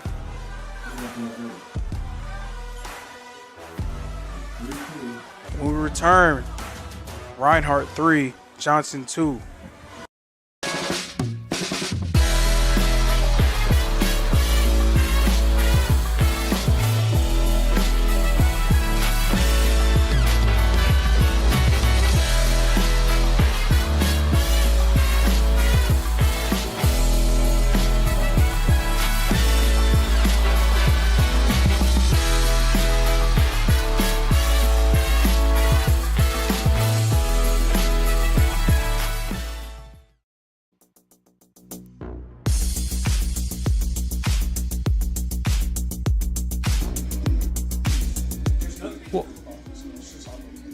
Welcome back to Waleska, Georgia, and Ken White Field, where it's a one-run game. We're entering the bottom of the fourth between the Royals and the Eagles. We apologize if you've been kicked off the broadcast. You're back on it. We're in a battle with the internet out here at Ken White. We're a ways away from the nearest facility, so it's all run over wires, and it's tough. We're hanging with it. So if you do lose us, remember SCSNsports.com/how to watch. One way or another, we'll get back to you as soon as we can. Welcome back alongside the field, alongside the turf. Thrilled to have you with us. This is Luis Mendoza leading us off on this side of the inning as he chomps in left side down along the chalk, making his way down to first, and he's cut down one away. So Mendoza going down there, but I hope enough fans were on the stream to be able to appreciate the play that Dylan Lewis just made from left field, throwing that one on a rope to home plate. Matty Maurer getting that with imperfect position to make the tag, preventing Johnson from tying the game up.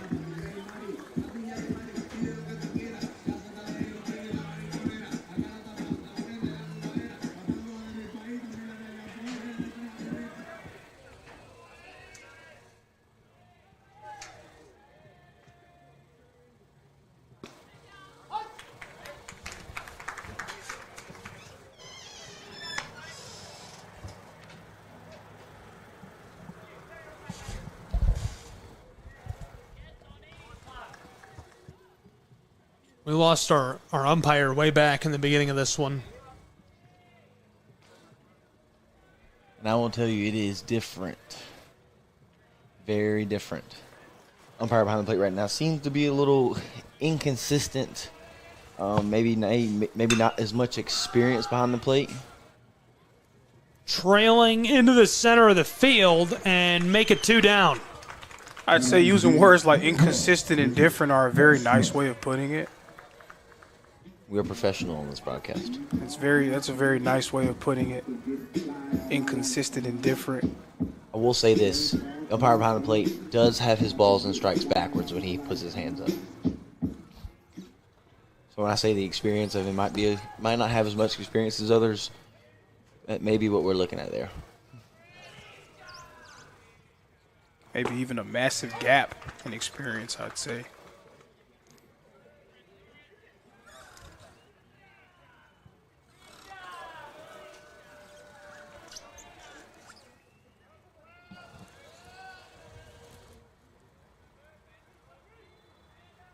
But as a team, those are things that are outside of your control. You can't really focus on that. You can just control what you can control and try to play your game. That'll retire the side. 3 away. We go to the top of the 5th just like that. We'll be back on SCSN. Don't go anywhere.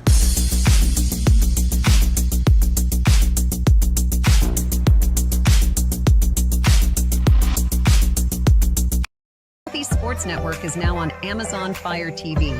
Now you can download the SESN app and watch on any Amazon-enabled device, such as your Fire Stick. The easiest way to download the app is to go to our website, find the Watch SESN tab, and click Fire TV app. Then just select your device from the list. That's it. Free and easy. Enjoy watching the Southeast Sports Network on your Fire TV, Fire Stick, or Fire tablet with just a few clicks. Welcome back to Ken Whitefield College Baseball as we've entered into the top of the 5th between the Royals of Johnson and the Eagles of Reinhardt University.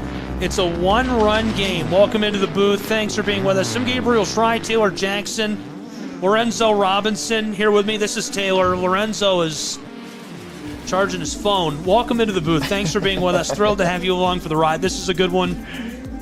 We've lost the feed once or twice, so I just want to remind everyone that you can find all the ways to watch and get back with us.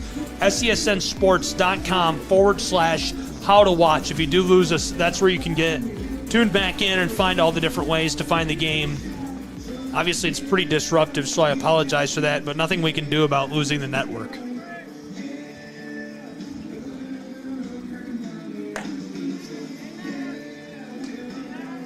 Looks like we're having some problems now, but I'm not sure what would even be causing it. It's not as sharp as it should be.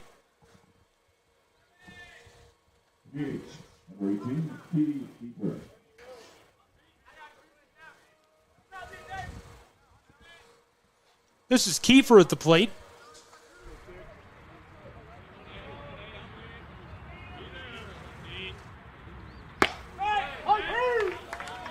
Allison delivers a strike.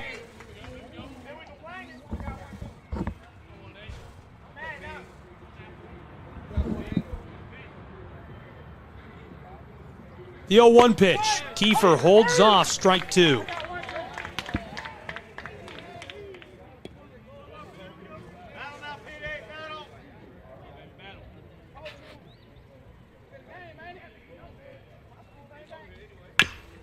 Kiefer chops this to the right side, rattling along the line, and the play at the bag puts him away.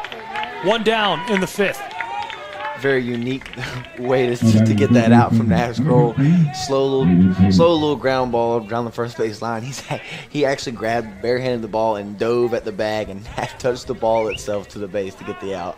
It's good hustle there. Definitely unique, a nice way of putting it, but whatever you have to do, scratch and claw, whatever you got to do to get that out.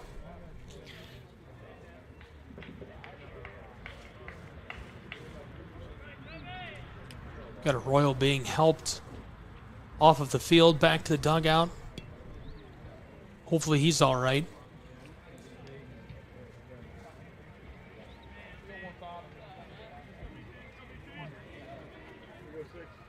Braden Taylor next to the plate for the Royals of Johnson.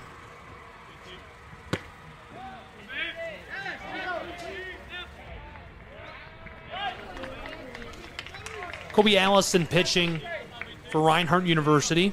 Slight little check swing by Braden Taylor there. He will get called strike on that first pitch strike from Kobe Allison.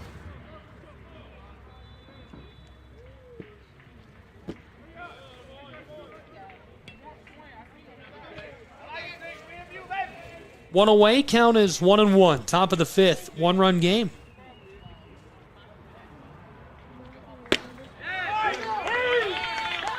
Zipped in.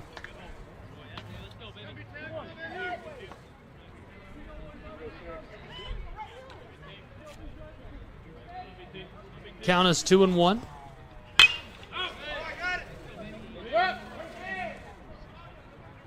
Fouled off for strike 2.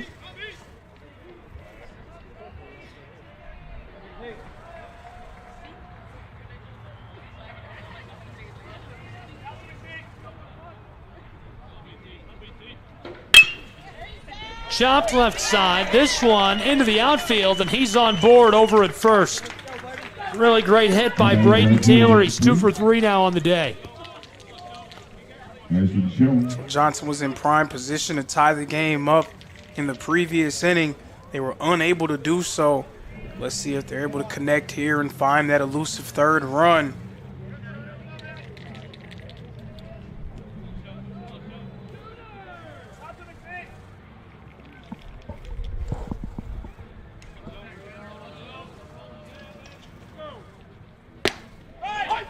Zipped in, strike 1 with 1 on board.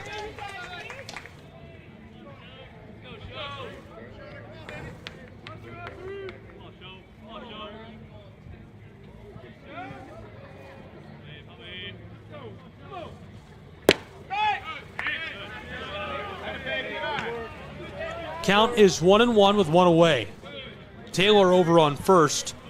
This is Bryson Schoen at the plate for Johnson's Royals.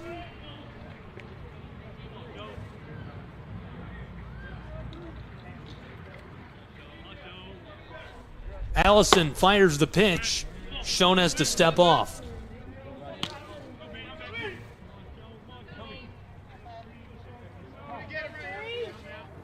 One on board, 1 away.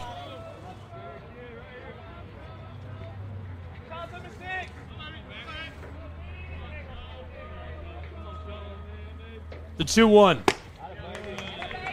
That's high for ball 3. Schoen ahead in the count.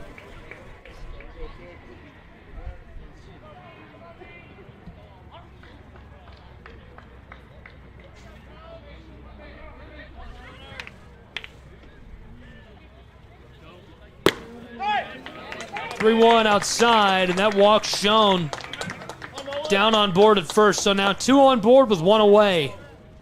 Taylor out at second, Schoen at first.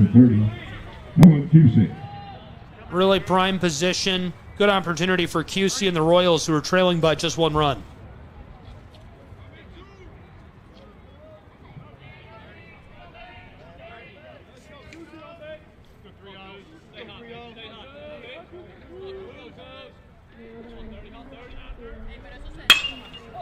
Right side, this one's down in the outfield. We've got a runner coming home. No, he'll stay. The Royals now have loaded bases as QC ropes that single to the right.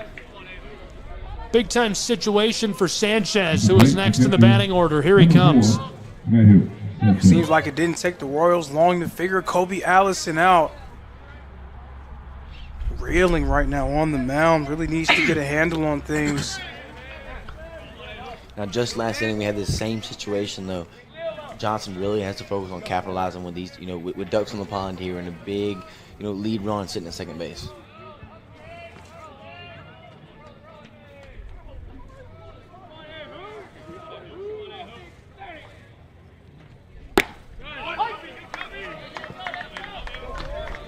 Strike 1 with bases loaded, just 1 away. Sanchez, the one working against Allison.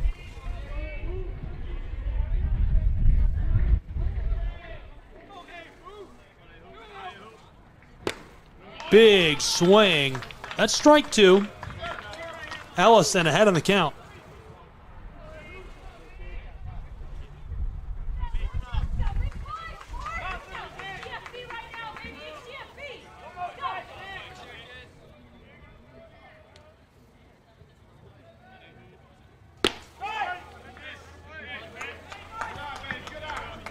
Quick ball by Allison. Count is 1-2. Bases loaded, 1 away. Sanchez working at the plate. Back behind us on the other Ken White field, Reinhardt Eagles softball team leading 1-0 over U-Pike.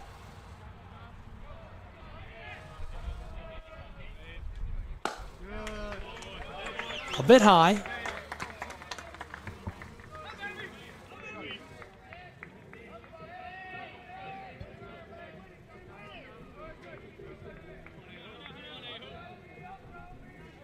With 1 away and bases loaded, count is 2-2.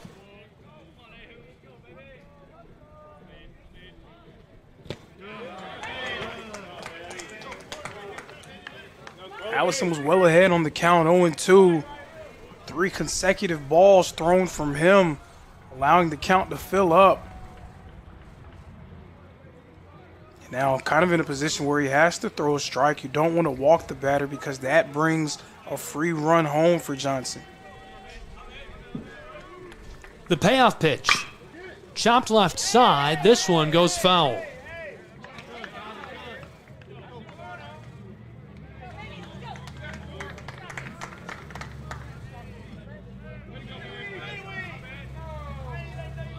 Bases loaded. Count is full. 1 away.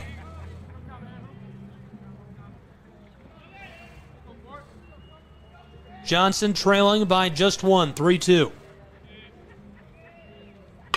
Sanchez fouls this right side. It sails out of play and into the evergreens. He's bringing Allison into the deep end here, taking him deep into the count, forcing his pitch count to go up. Is he going to be able to capitalize on the many chances that he's given himself? Checking in over at first.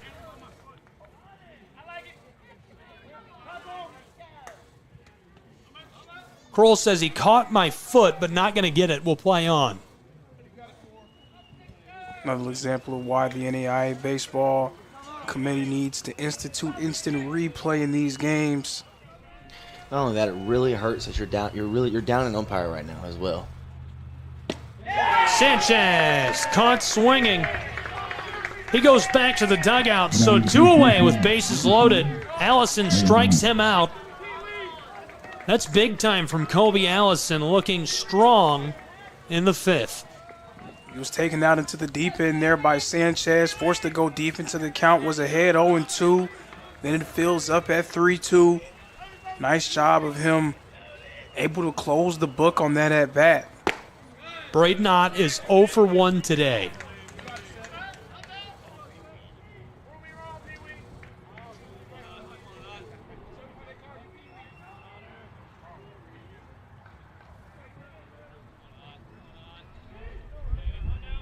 Two away, bases loaded.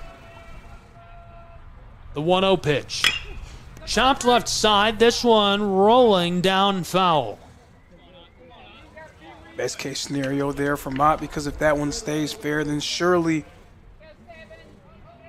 that would have prompted a changing of the sides.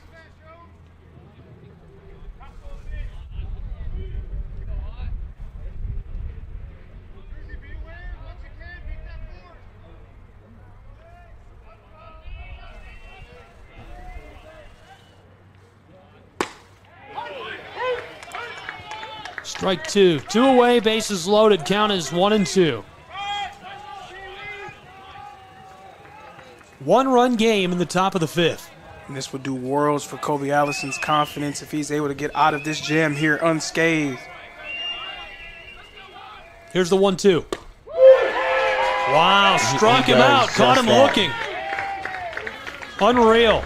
That'll retire the side. We go to the bottom of the 5th in Waleska, Georgia. Reinhardt Eagles lead by a run on SCSN. Don't go anywhere.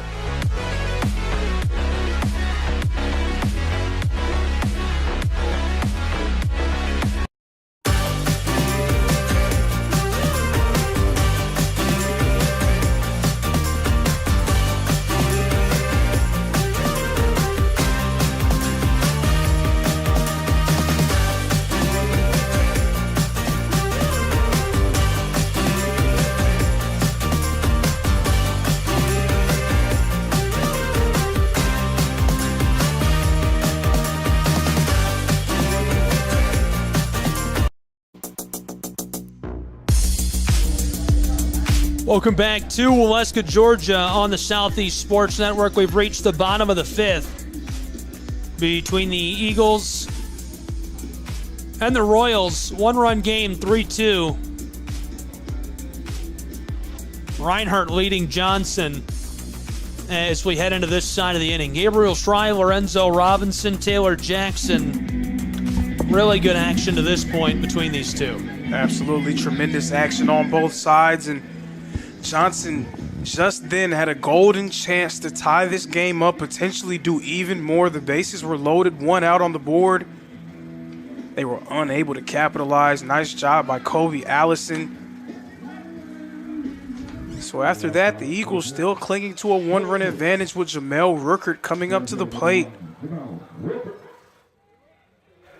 We've seen Jamel Rooker in a few different situations, able to make plays for Reinhardt. And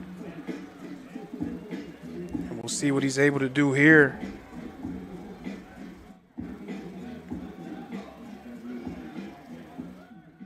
Borst remaining on the mound, and all things considered, having a pretty good outing, going up against one of the more talented lineups in the country, has really conducted himself very well. Reinhardt pretty much only had one inning of any meaningful plays at the plate. Of course, that inning resulted in the Eagles putting up 3 runs.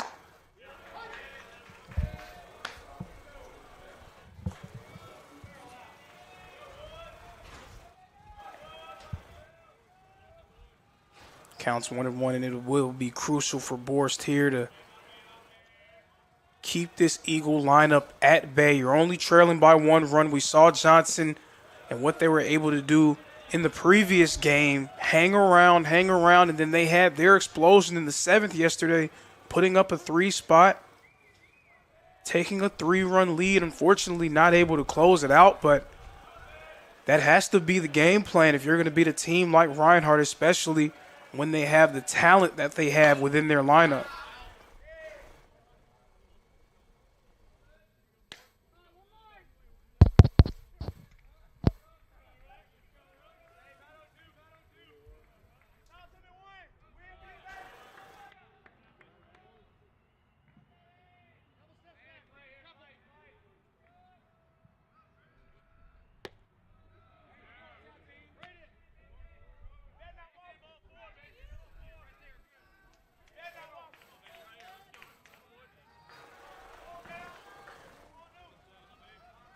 Full count here, 3-2.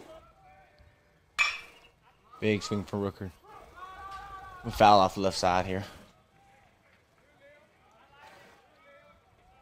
And this eerily similar to the at-bat that we saw in the top half of this inning. Sanchez took Kobe Allison out into the deep end. About 12 pitches for the at-bat. Allison able to close the deal. We'll see what Borst is able to do here against Rooker. Rooker's very patient at the plate, so this is not unusual for him. Continuing to fight it off and stay alive.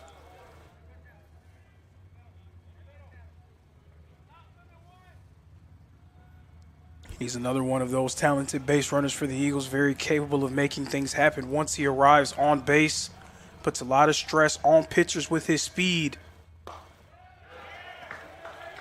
So now he makes his way to first as we go back to the top of Reinhardt's order with Jared Burney coming up to the plate. Number 10, Jared Burney.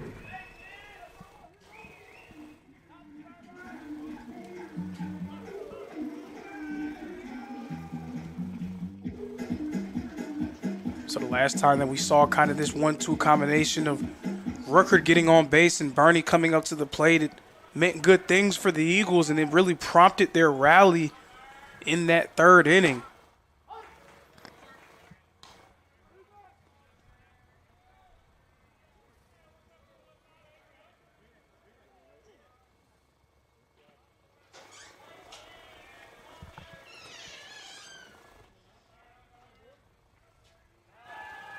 And a check-in here at first. Again, Rooker, his speed definitely respected. When he arrives on base, puts a lot of stress in the hearts and minds of pitchers. Things get very dicey if you don't try to keep him in check over there. And you see there again another attempt, and you see how much respect Johnson has. We spoke about them being very prolific, stealing bases so far this season, but Reinhardt, multiple guys who are very capable of making life difficult for teams along the base paths.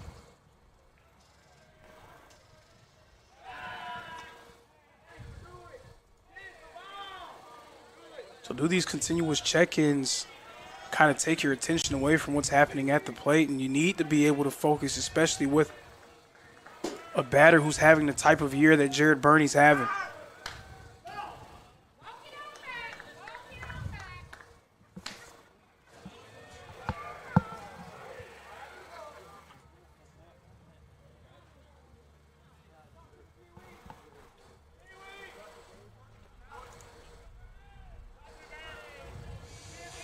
So the count now 1-2.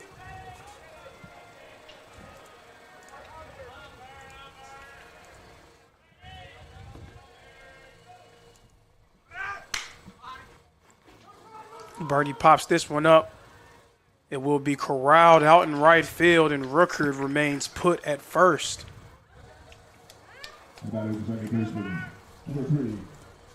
So one away in Waleska, Georgia. One on board in the bottom of the fifth, where it's a one-run game. It's a little cold, but I think we got a beautiful day for it here. You can see the softball team that's off just behind us. And a look at Ken White Field, where we're playing now. Really good action between these two.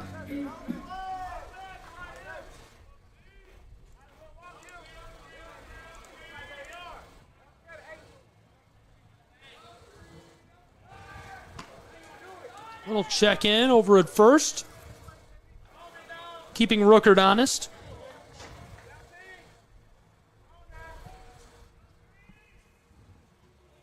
Rosario Allen back at the plate, and he's already made his presence felt with a huge RBI earlier in this one.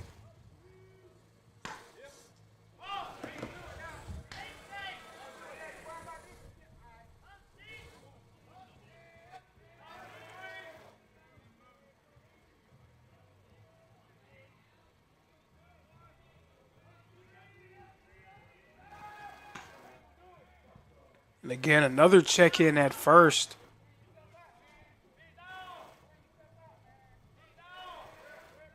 You can tell there was a huge point of emphasis for Johnson coming into this game to not allow Reinhardt to feel comfortable with taking any bases. When they see those openings, they're prepared to pounce, and you really feel like Johnson trying their hardest to keep them at bay.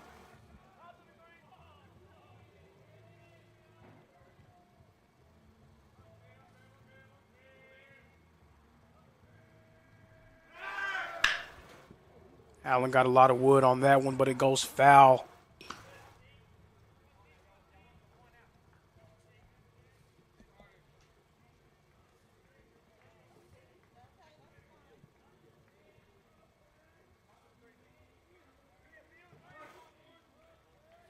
And again, with the exception of that third inning, Borst has conducted himself very well on the mound for the Royals. Eagles haven't been able to pick up any consistent momentum in this one, as this one drops into right field. Nice hit there from Allen.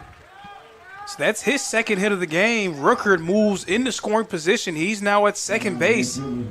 2 men on for the Eagles with Dylan Lewis coming up to the plate. Yeah, that's the worst case scenario, too, if you're Johnson, to have Lewis be the next in the batting order. Especially with 2 runners on. Big opportunity here for Reinhardt to, take an extra step and, taking that lead over and, extending that lead from 1. You got that sense, especially when Jamel Reinhardt found his way on base after being walked with a great at-bat facing off against Borst, that this felt very similar to that third inning. Lewis blasts that. It goes straight up towards the edge of the infield, and so as it comes down, he'll go back to the dugout. We've got 2 away. And that was not ideal there from Reinhardt. Dylan Lewis popping that one straight up in the air, and Johnson easily able to retrieve it. So now with 2 outs on the board, still 2 men on base. And Tucker's doing it with 1 swing of the bat can change everything for the Eagles. We've seen it time and time again.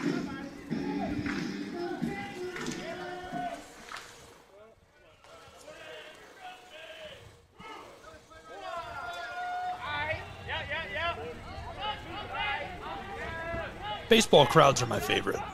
They're fun. Very fun in settings like these, very engaged. You can tell that they're knowledgeable about the game. They know what's going on, and has to be difficult for the opposing team to go against a great team on the field and very energetic and chatty fans off of it. Zadunik's average this season is .376. Fouls off.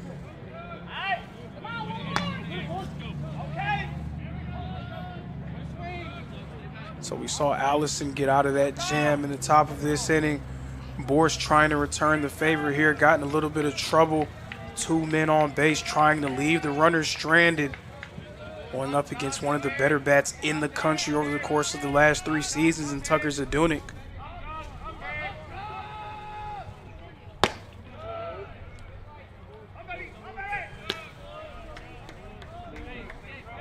Two away, 2 runners on board, 1 at second in scoring position. Allen's over on first. Count is 1-2.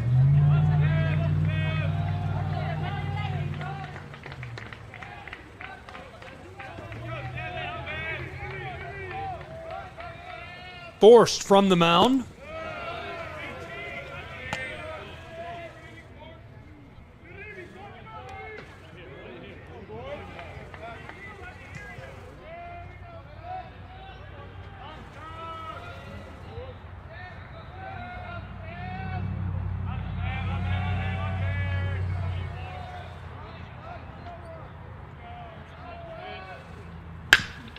Zadunik fouls off right side.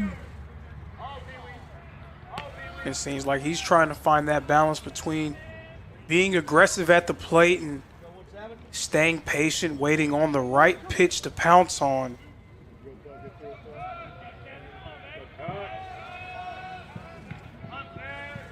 More times that Boris pitches to him, you feel like Zadunik is getting closer and closer to receiving that pitch that he can't back off of.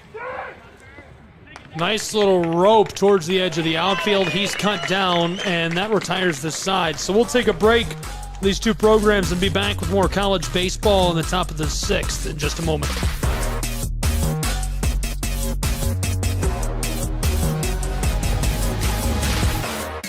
Welcome to the new era of brand promotion. Are you trying to find a way to make a splash? We understand that advertising isn't what it used to be. Things have changed. Advertising is both more dynamic and more engaging. Schrei Media keeps your brand not just seen, but remembered. In a world where staying relevant is key, we are your partners in staying top of mind.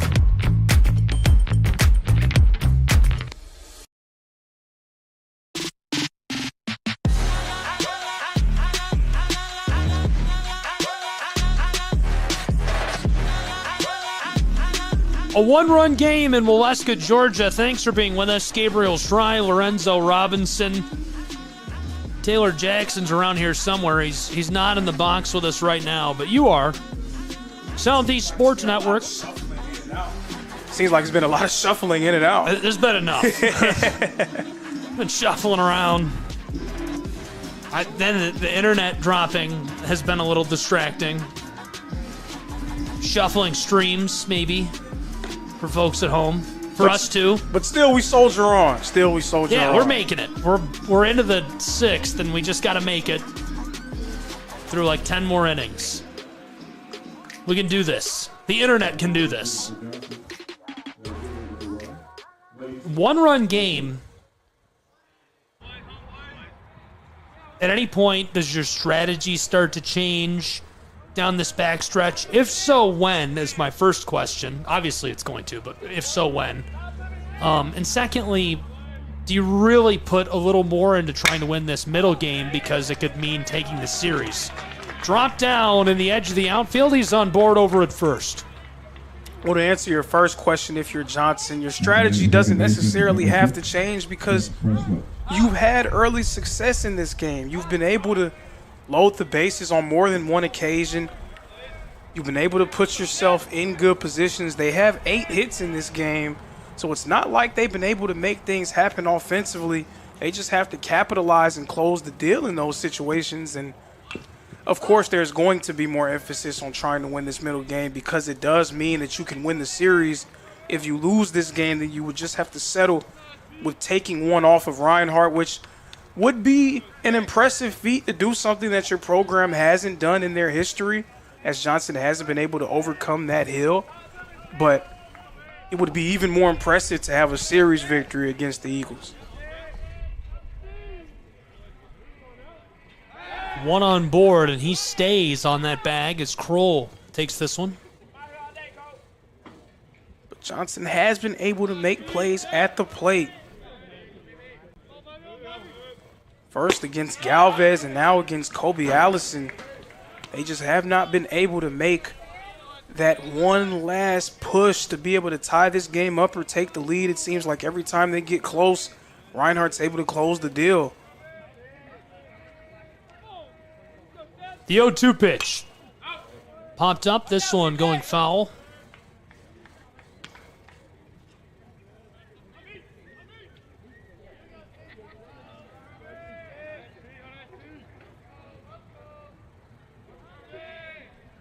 One on board for Johnson in the top of the sixth. Here's the 1-2. Chopped left. This goes foul as well.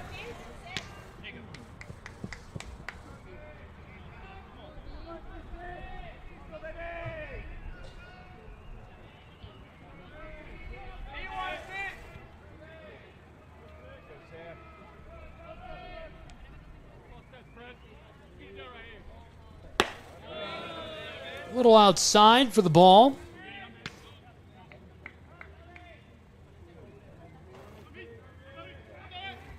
There were a few times in that last inning that Kobe Allison was able to get 2 quick strikes on the board and wasn't able to get to that third one on a few occasions. One of them, the bases, the count was full until he was able to get the strikeout.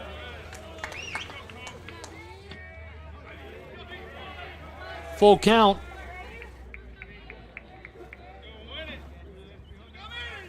Johnson, some great plate discipline by them.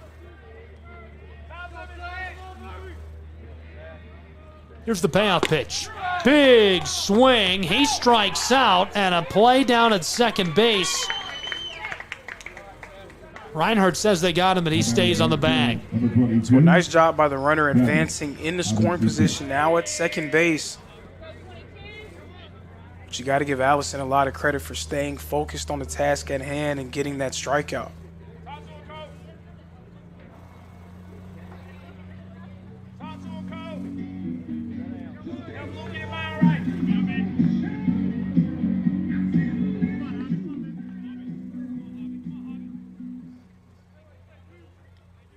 Next to the batting order,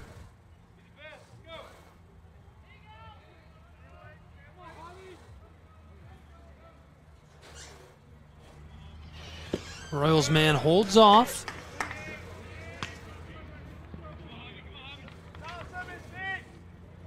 This is Travis Hovensiefken, a junior infielder, outfielder. Almost 80 at-bats this year for him. Ropes this left side, it's down. One runner from scoring position comes across third. Now he's going to go back as the ball is in the glove of Mauer. So 2 in scoring position for the Royals as they trail by just 1 run to the Eagles of Reinhardt with 1 away. And not a wholly unique experience here for Johnson. This is the 3rd consecutive inning that they've had runners at second and third at some point during the inning. So they've had plenty of chances. They need to be able to strike here. They have to take advantage.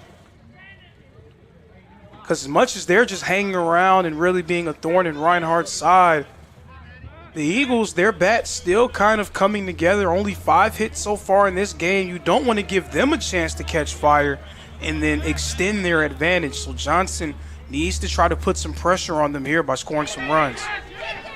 This one's loose. Mauer can't get to it in time as Johnson's Royals tie the game 3 runs apiece. Second run that Johnson has scored in this game by way of a wild pitch, taking advantage of a few rare miscues.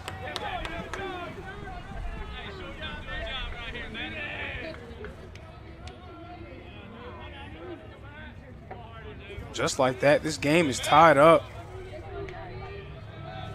Matt Newton, the sophomore, batting. Here's the 1-0. You could just tell by Johnson's energy yesterday that they were coming to Ken White Field with something to prove. They were not going to be intimidated by the setting, the situation, or the attention. They have played really well against the top-ranked team in the conference and a team that's trying to find themselves in the top 10 inside the national poll. Caught by the 1-and-1. That puts him on board. So now in a tie ball game, 3 runs apiece. We've got runners on the corners for Johnson's Royals. Next at the plate is Braden Taylor, the third baseman and junior. He's been good this season, 29 hits entering today, a couple of homers as well. I've said it a few times in this series. I really wish that NAI at some point would institute instant replay of some sort. Of scene like that may have caught him by a whisker. Another scramble back to the ball for Maurer as a runner advances down into scoring position out at second. So now 2 threatening for Johnson's Royals in a tie ball game, 3 runs apiece. Wild pitches, passed balls, really not going Reinhardt's way in this one. Led to a few easy runs for Johnson. Just want to try to get something in play with 2 men in scoring position. Braden Taylor, the junior, taking his cuts. Count is 2-0. 1 away, 2 in scoring position.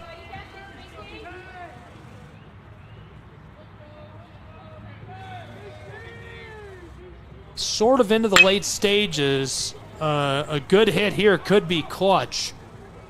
Reinhardt thought they were going to be able to put him back in the dugout, but instead it's a strike as this trends out of play back towards the road and into the evergreens. Can be even more clutch just when considering the way that these pitching staffs have performed, that when you see that chink in their armor, you need to be able to capitalize. He's cut down at first, but Johnson takes the lead, 4-3 in Waleska, Georgia, on the quick single to the right side. And the Johnson contingent being very loud. They like that one. A lot of fans here making that trip from Tennessee for the Royals. Showing up the bat right here with 2 outs and a big at bat from him. You know, he hit a home run yesterday with a runner on third here. He's got a runner in scoring position, as you just said, and Schoen has been good this year. Not only yesterday, but his average this season, 252, carries 17 RBIs into this game, so something he's not unfamiliar with. Would love to push the lead to 2 runs for the Royals, and certainly in position to do 2. This one chopped right side, sailing, and that retires the side in Waleska. It's a 1-run game. Royals leading 4-3 over the Eagles of Reinhardt University.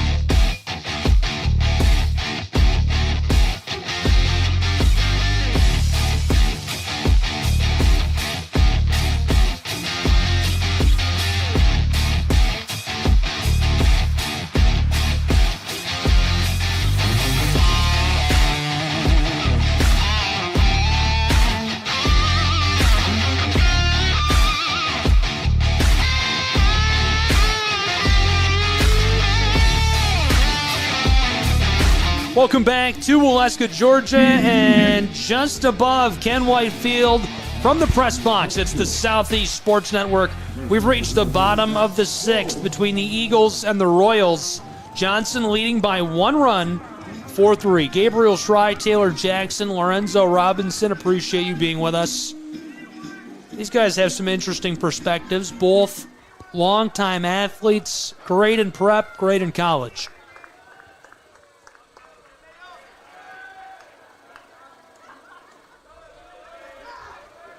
So yesterday's hero, Nash Kroll, at the plate, trying to reprise his role.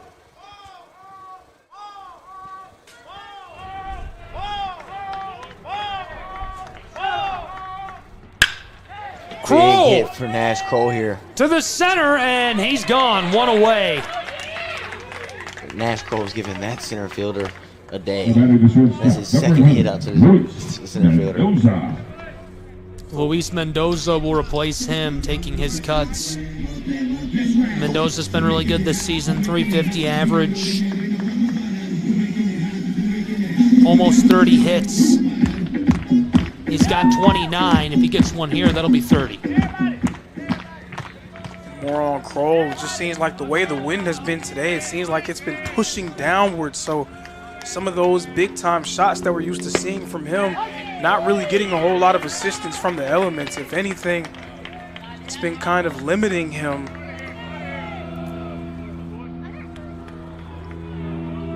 Also doesn't help that Reinhardt's center field walled 400 feet dead center.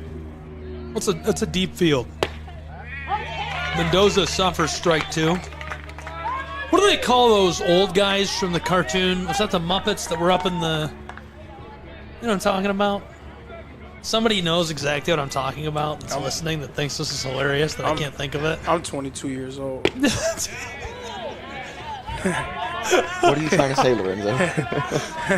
What am I trying to say? What is he trying to say? And the count is 1 and 2. Yeah. It is the Muppets. See, I knew it. I had to Google it. Popped up. Mendoza's in trouble. And 2 away for Johnson's Royals. I don't know. I've never heard him called that, but anyhow, they're like the peanut gallery. Stadler and Waldorf. I'm just thinking these guys over here are like that are making all the noise for Johnson. Okay, but you know that's our teammates, right? It is? That's doing all the chirping. I feel like they're rooting for Johnson. I don't know.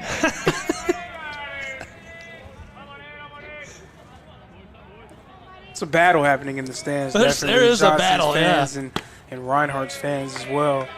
The real battle today is who is cheering the most.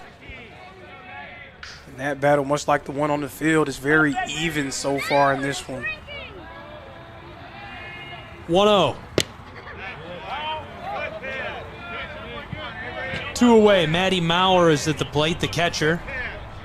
I didn't know they were called Statler and Waldorf. I don't know if I feel like this is Mandela effect. I hate to say I'm unfamiliar with what you're referring to. I'm sorry about that. I've never heard of that stuff in my life. Sorry about that. Them or the Mandela effect. 22 years. No, I don't know who Statler and Waldorf is. I mean, that's okay. You don't have to know what that is. You're not missing out on anything.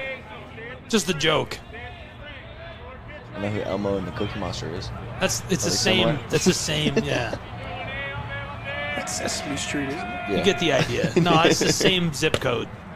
They live on the same block. Same building. Yeah. Same zip code. Different sides of the hall. Same building. Sesame Street, get it?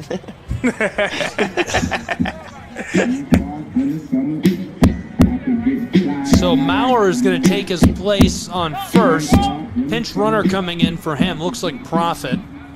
And we've got a meeting on top of the mound.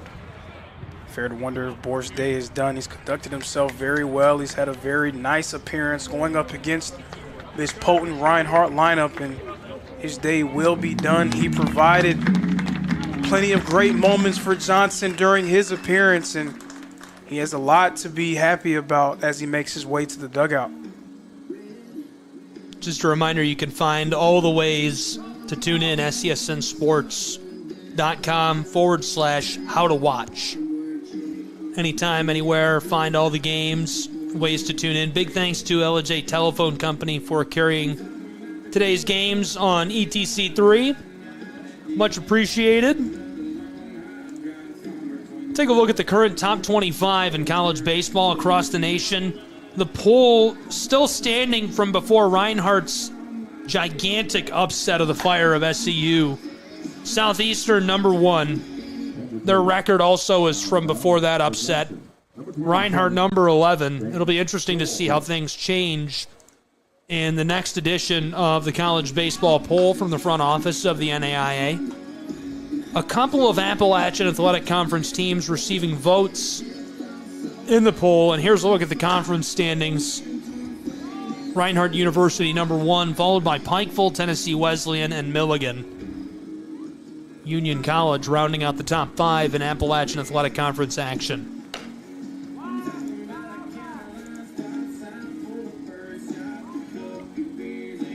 Johnson coming off of a series against Truett McConnell.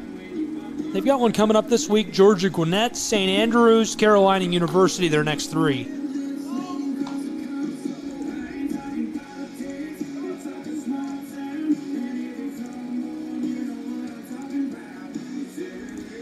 Reinhardt's schedule obviously had that tripleheader against Southeastern. Got to wrap up this tripleheader against Johnson, then Montreat, and a tripleheader against Bryan College coming up. Richard Castro.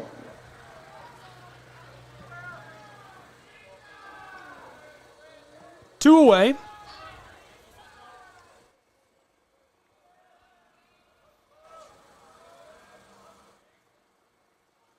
James Showalter pitching now as he rings up a strike. 1 on board here in the bottom of the 6th in a 1-run game. Profit the pinch runner over on first. This is Richard Castro. He's 1 for 2 today.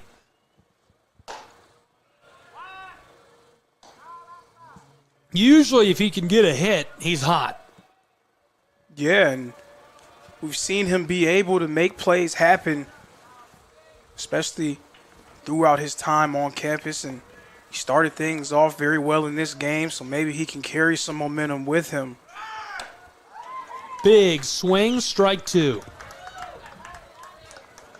And the speed of Profit at first, but 2 outs on the board, kind of negating it a little bit.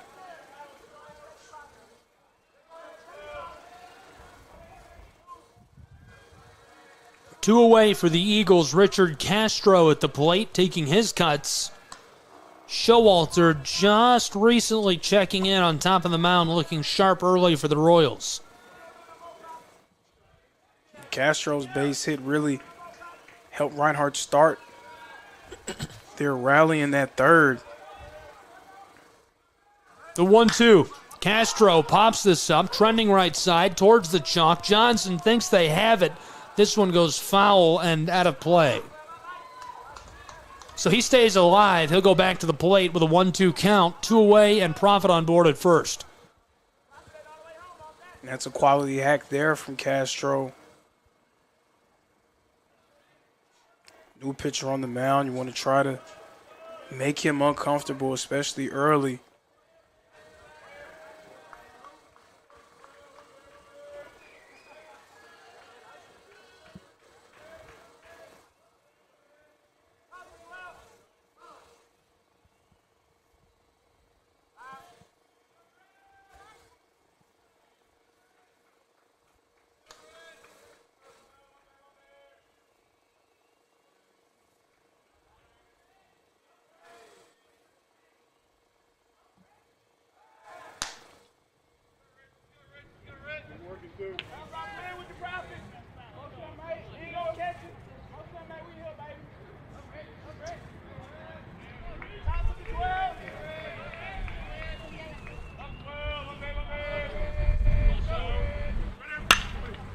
Chopped right side. This goes foul.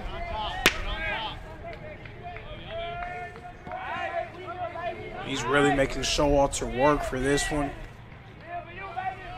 Continuing to give himself bites at the apple. Trying to cash in on one of these chances that he's giving himself.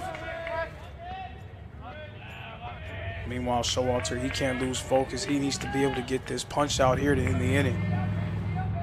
With 2 away, Castro, big swing, He strikes out. So that'll retire the side, and we'll be back in just a moment in a one-run game from Waleska.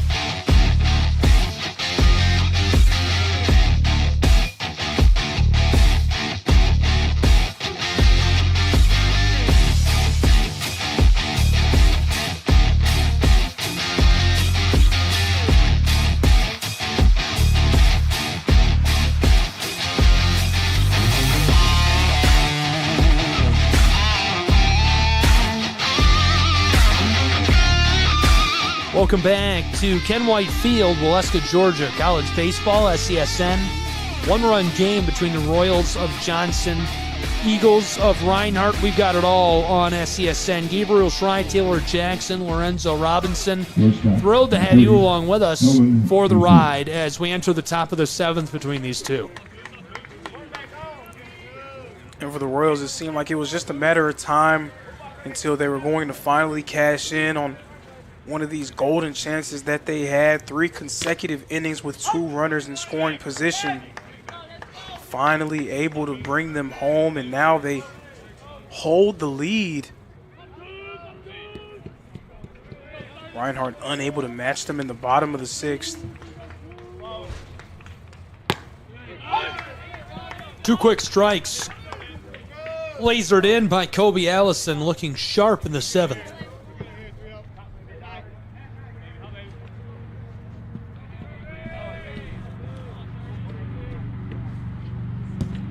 That's a little low. Allison's been trying to get that to happen ever since he's been on the mound, trying to get one of Johnson's batters to chase at something low. He'll take it. Cashes him out, sends him back to the dugout. Sanchez will replace him at the plate.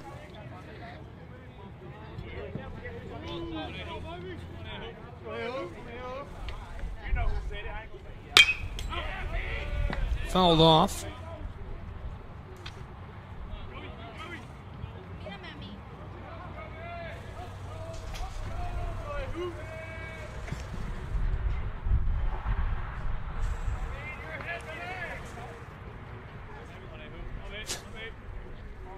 The 0-1, big swing. That's strike 2.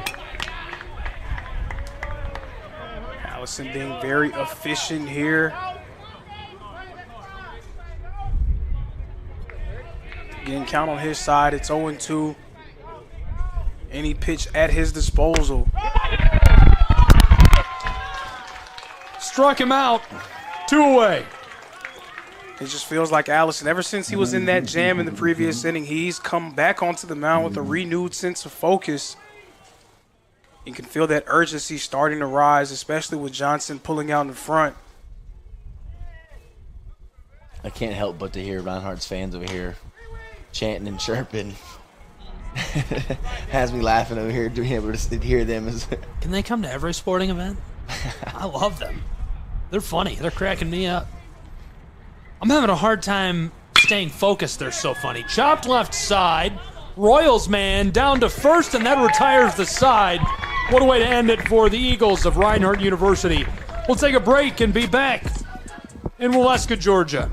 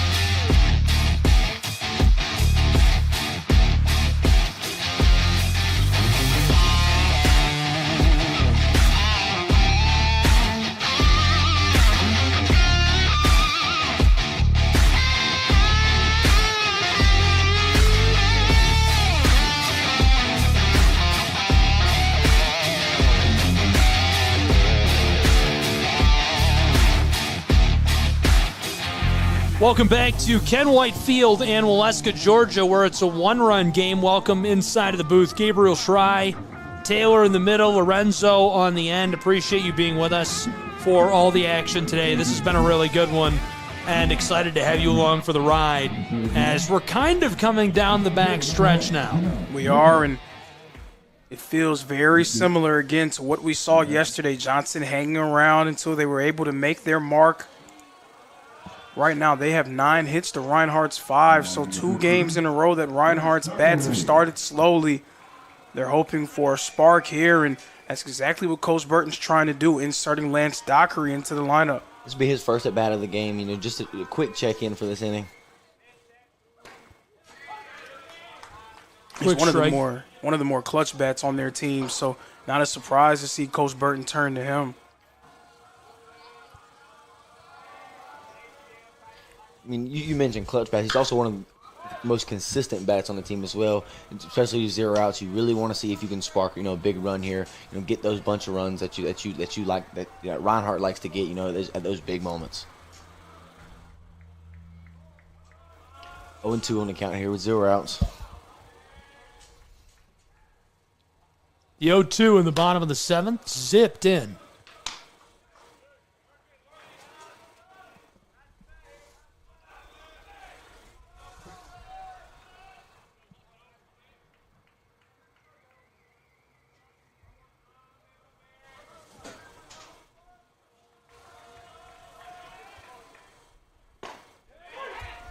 Held off. Suffers the strike. He'll go back to the dugout.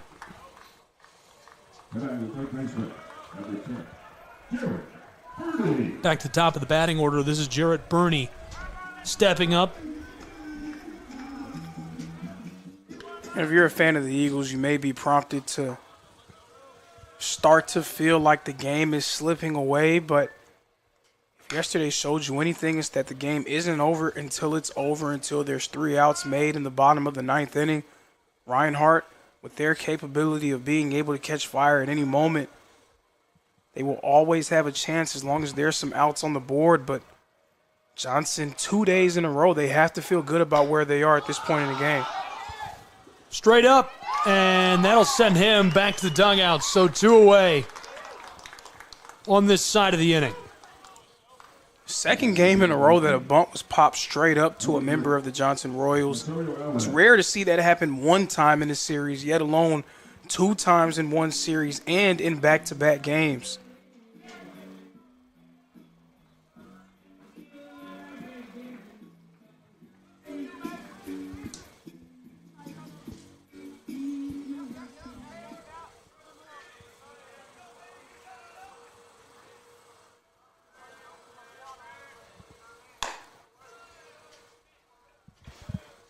Reinhardt's lineup's been quiet, but Marcerio Allen's been anything but.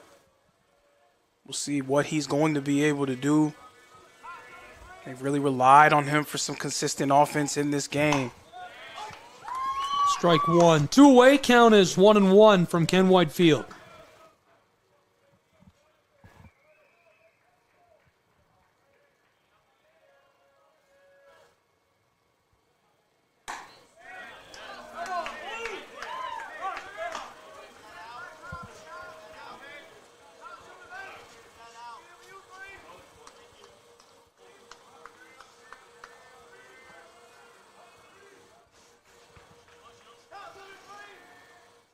Two one, zipped in for strike 2. 2 away. Count is 2-2 for Burney. Allen, excuse me.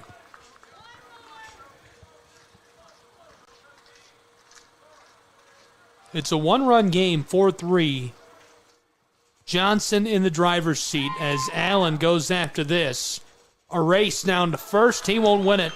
And that retires the side. So we'll be back with the top of the 8th in Waleska from Ken White in just a moment.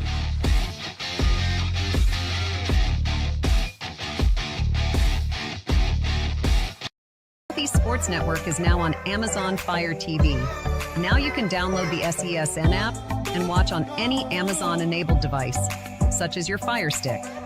The easiest way to download the app is to go to our website, find the Watch SESN tab, and click Fire TV app. Then just select your device from the list.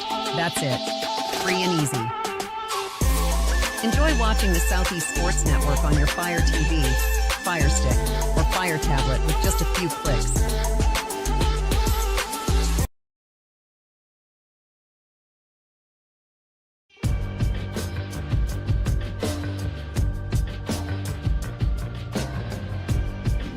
Welcome back to Ken White Field. It's the top of the 8th from Molesca, Georgia. College baseball on SCSN. Thanks so much for being with us. Gabriel Schrei, Taylor Jackson, and a potentially angry Lorenzo Robinson who's slamming his phone around over there. What's going on? He can't get the Wi-Fi to work on his laptop. I can't get the internet to work for the broadcast, so I feel that. It just doesn't. It doesn't. It's got a mind of its own. It's just doing whatever it feels like is the best right now. The best is not very great. No, it's less than ideal.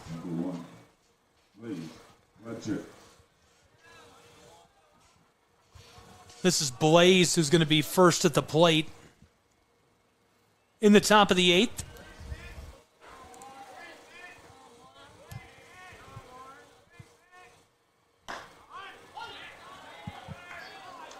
Second time in the series that we get a chance to see Brett Allen on the mound. Coach Burton trusts him in a lot of big spots. Started a few games for the Eagles. He's gone deep into games for them as well. One of their most consistent relievers. Of course, it's a constant battle of being able to try to ride him as much as you can, but you don't want to overwork him as well. Big swing. That'll send him back to the dugout. And right there, showcasing it there, getting a strikeout, facing off against the first batter that he's seen all game long.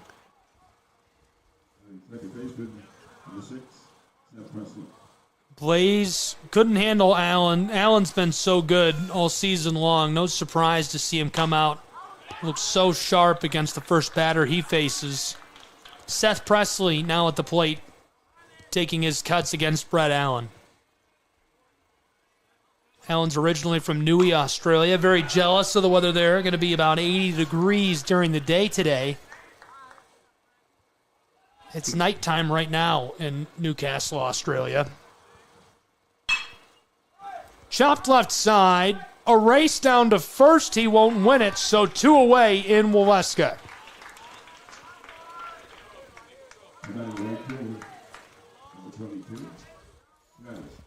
Seth Presley replaced at the plate by Travis Hobensiefken.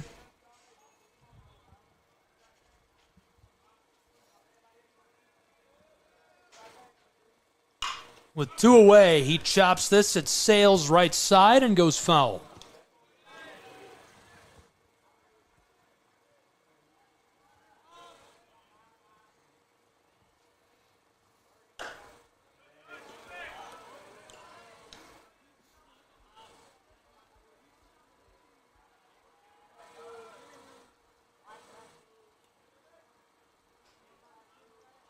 The 1-1.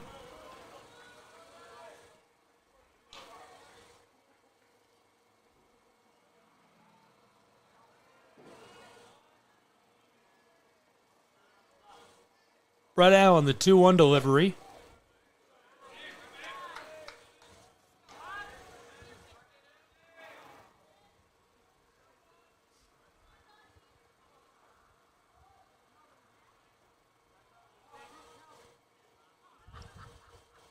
With 2 away, gonna walk him. He'll take his place down on first. Very patient at bat there from the Royals. Very difficult to do, especially with 2 outs on the board. You want to try to, as human nature tells you, to try to get it all back at once, but laying back, being very patient. They get a man on base as they try to put together a 2-out rally, put even more pressure on the Eagles. This is Matt Newton at the plate. Hobensiefken down on first. 2 away. Count is 0-1. It's imperative that Brett Allen just closes the deal here. Needs to get that third out, especially because it's been hard for Reinhardt to be able to build some momentum offensively. You don't want that deficit to be too wide going into your final 6 outs. It's just a one-run game, 4-3 Royals. 2 away on this side of the inning. We're on the top of the 8th from Waleska at Ken White Field. And a run is manageable. You can find a way to scrap together and get a run. But you don't want to try to put yourself into too much of an hole. Chopped down towards the outfield, and he's cut down at first, so that'll retire the side. We go to the bottom of the 8th. We'll keep it here and not take a break. Going into the bottom of the 8th, it's a one-run game, and you're talking about how, hey, they could scrape together a run right here and do something with that. How bad did they need to score a run right there? Is this an emergency situation against a team like Reinhardt when you only have 3 outs left to play with, or not really? You still feel like there's some space to work with in the top of that 9th? You don't want to necessarily think of it as an emergency situation, but you do know at least recent history, right? And recent history tells us that having 6 runs, being up 6-3 going into the 9th isn't a safe advantage against Reinhardt, because they were able to put up as many runs as they did in the 9th inning to be able to come back and win that game. So you don't want to take it as an emergency situation. You just want your urgency level to rise to the occasion. You definitely want to see them, get those little base hits, get runners in good position, and just be able to just take it one step at a time, one strike at a time, one ball at a time, one pitch at a time, and just just be able to you ain't got to scrape together a run, but it'd be nice to get some good hits in, to get the ball in play, and just allow your teammates to do what they know how to do. What you do all season, you got Dylan Lewis coming up. He's going to kick off the inning. It's a big at bat for him. He could take this run away for himself. You see him do it yesterday. In one inning, he was only one pitch took him. He took it for a ride.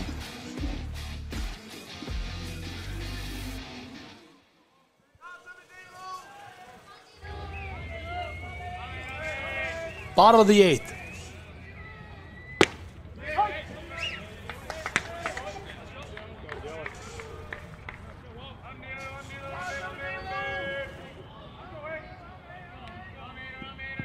This is Dylan Lewis, the 0-1. Lewis chops that right side, sailing towards the wall. He's chasing it, it's gone.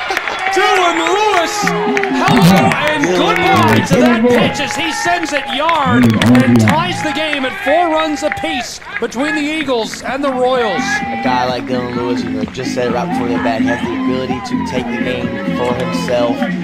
Big hit in right field. It didn't even look like right fielder had a chance. He just kept backing up and backing up. After you back up so far, you just got to know that the fence is coming, and it was gone. So now you got Reinhardt scoring 1. It's 4-4 here, bottom of the 8th. This is Tucker Zadunik who's going to come to the plate. 53 home runs this season for Reinhardt's Eagles. And that's why your urgency level needs to increase, because just like that, they're able to get themselves back into the ball game.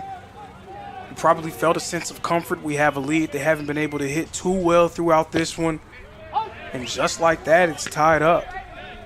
Yeah, I would say the urgency level is basically through the roof after Reinhardt hit a grand slam, walk-off win last night against Johnson. Royals have to be paranoid. How can we stave off losing in that fashion again? And they see their chance at claiming the series slipping away in the bottom of the 8th. And you play so many games, it's hard to come out every game and look dominant. You have to be able to win in different ways. Reinhardt trying to figure out a way to get this one, especially with their offense being a little bit spotty at times. It would feel really good for them to be able to steal 2 wins away from the Royals. You talk about the game you had yesterday, being able to steal 2 wins. Your guy on deck right now is Nash Kroll. He is getting in a bat at this inning no matter what. When in a bat like him, Dylan Lewis putting 1 out, Nash Kroll coming up.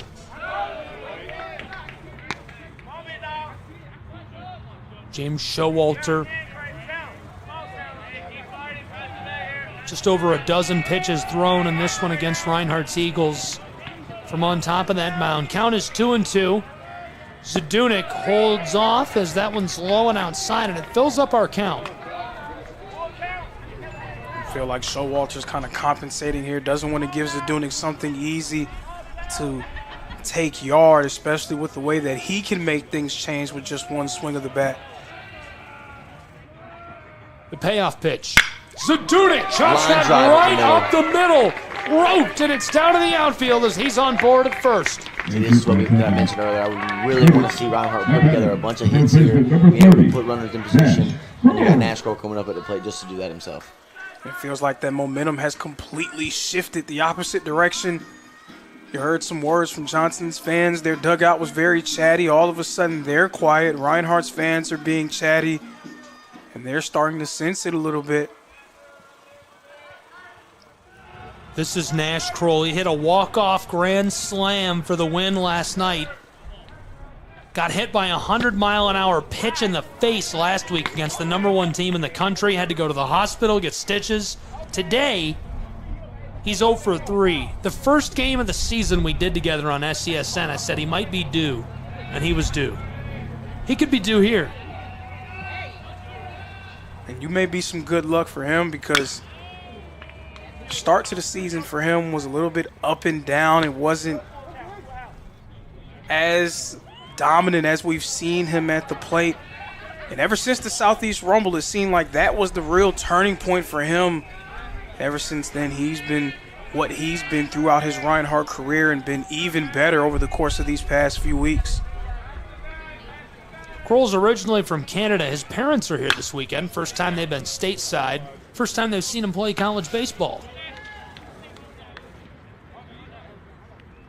Pretty cool that they were on hand to be able to see that walk-off grand slam in person. That's a special moment. One that family will surely never forget. I know they were very worried about him after the situation from last week as well. Kroll! Oh my goodness! No way! He does it again!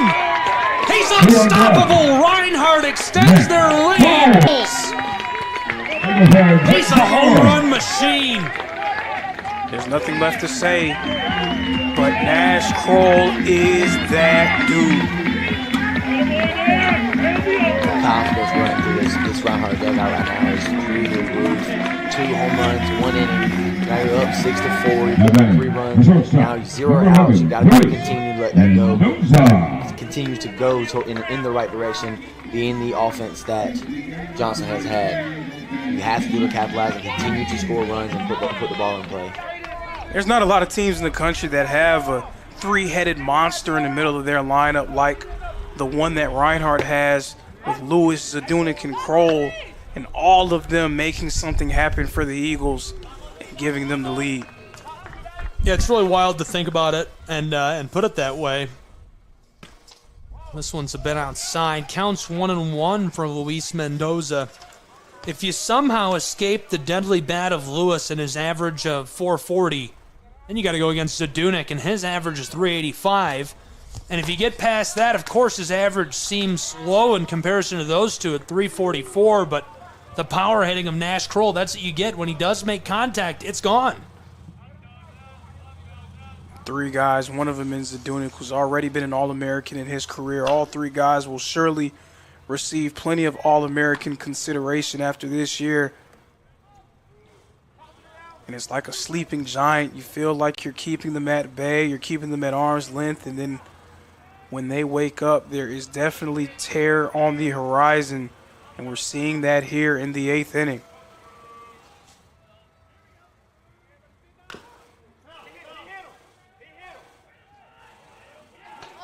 Luis Mendoza.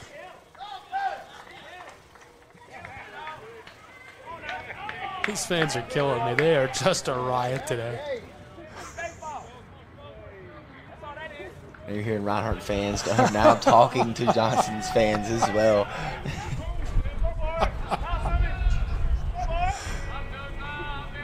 I could listen to that all day. I just like drama. Not being in it, but I like to hear about it. Yeah, though. right. We get to sit here behind the window. They probably can't see us very well. I'm just smiling at him. At the microphone. So Showalter needs to lock back in here. Things kind of rolling off the rails. Payoff pitch is Good chopped stop by the left third side. baseman. A race down to first, and Mendoza is safe. An error, the last thing that you need if you're the Royals, and everything going Reinhardt's way. Especially on would seem like should be a routine ground ball for a team like this. I feel like he might have rushed it, judging by like the speed of Mendoza running down the baseline and like the jump that Mendoza had out the box. And I spoke about this yesterday. The best defensive players are the ones that make the routine look easy, and the point that you just made, a very seemingly routine play not going Johnson's way. Parker Doyle get a pinch run over on first. Meeting on top of the mound for these two. No outs. Bottom of the eighth. 2-run game. Reinhardt in the lead.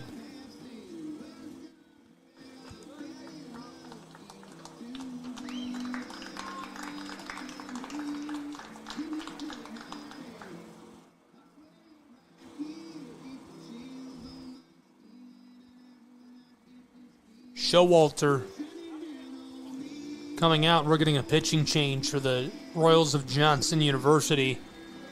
So they'll give him some time to warm up.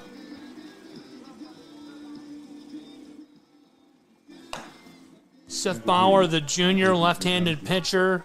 He's pitched 30 innings this season. Just over 5 ERA. Whip of 131. He's allowed 13 runs in those 30 innings.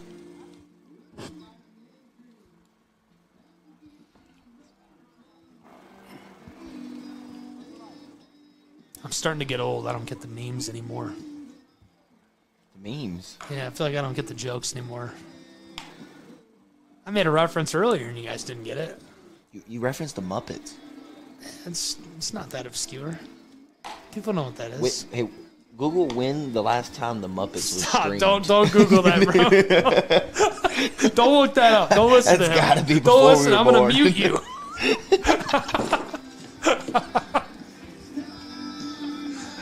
It's probably about a minute. When did that go out of production? That's probably Googleable. When did that go out of production? Let me Google that. Let me Google that for you. When did that? We used to say that. I worked at a radio station in a rural county in Michigan, and people would call and they'd be like, "How many eggs should I put in this cake?" I don't know. I'm a radio DJ. Why? Yeah, let me Google that for you. Why would you call me? One of the Muppets. Especially when Google is free. Right. They might not have had a computer. 1981. Yeah. Listen, that's like 20 years before I was born, so it's not like. That's how many years before you were born? Like almost, well, not 20, but. I was about to say, that's 20 years before I was born. 15. I'm not that much older than you guys. How old are you? I'm going to be 30 this year. Oh, okay. So my AARP card's probably in the mail. If you use that at Outback, though, it's 10% off. Is it really? It actually is. I might have to join AARP ASAP. So you remember the 90s? Yeah. Like you remember it. Oh, it was great. That was good. That was the best time to be alive. He was like 8 years old in the 90s. Yeah, he was around for it. He was in the mix. Those are the days. Pre-cell phones. I remember when cell phones really started to take off. Yeah, when it came in a box. Yeah, it's You carried it in a briefcase and it had like a long cord. I don't think stop. I almost let that slide. I don't think you see stuff about that on the internet, I'm sure, and it's hard to describe how different it was to be a kid too, and like the difference between being 9 years old and nobody has the cell phones and the internet's different, and how much it changed. It's different. It's a different world. I enjoy shutting my phone off sometimes. Taking a step back. If I did not work in social media, I probably would not have social that's media. a little hard. Yeah. Dang. We're getting degrees in social media. Have to at least be well versed. You don't Yeah. really need to have too much of a personal presence, just enough to understand. Yeah, if you go what's look through going my on. Facebook, I've never posted a photo of anything that relates to me personally. It's all just like, I'm at this university. It's going to be great. Tune in. with like one photo with the of my Sports dog. Network's link right there. Like one photo of my dog. After the pitch and change here, Matty Maurer at the plate. Got 1-2 count with 0 outs. Man on first. 2-run game. We'll check in over at first. Just looking at the body language of the Royals, and it seems like they're a little bit shell-shocked. Again, 2 games in a row seemed like they were going to ride off into the sunset with big-time wins. Yesterday it happened in the 9th inning. Today happening in the 8th. Regardless of what happens through the rest of this inning, they're going to have 3 outs to work with to try to find themselves back into this ball game.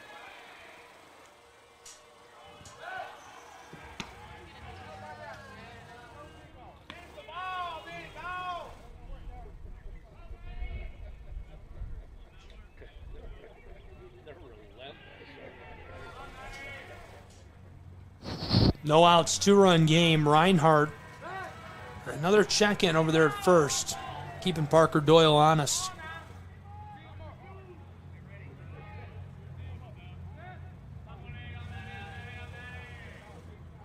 He's got wheels. Popped up. Trending foul. Count is 2-2.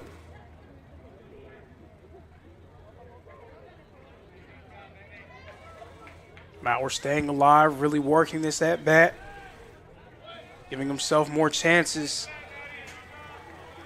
Last thing Johnson needs to surrender is a base hit. Play out at second as he races to the bag. Doyle going for it. They'll say he's safe. So he gets in the scoring position. Last pitch was called strike. Got a full count here with 0 outs. Runner on second. Nice scoring position here from Matty Maurer.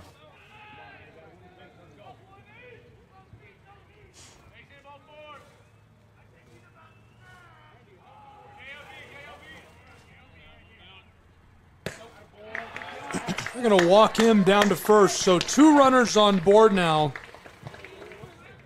for the Eagles of Reinhardt University with none away in the bottom of this 8th inning in a 2-run game. Reinhardt leading 6-4 over the Royals of Johnson University.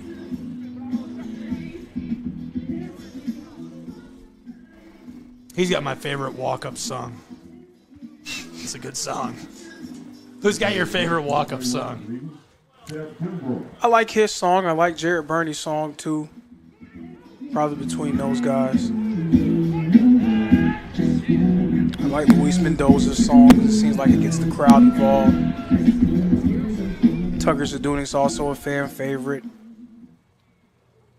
You just going to name their whole starting lineup? Or that's about 6 of the... That's 4 guys. That's 4 guys. I mean, I definitely appreciate good fan-involved walk-up songs. Really bridging that gap. Will Underwood coming into the game in a big spot. These are usually the situations that Coach Burton trusts him in.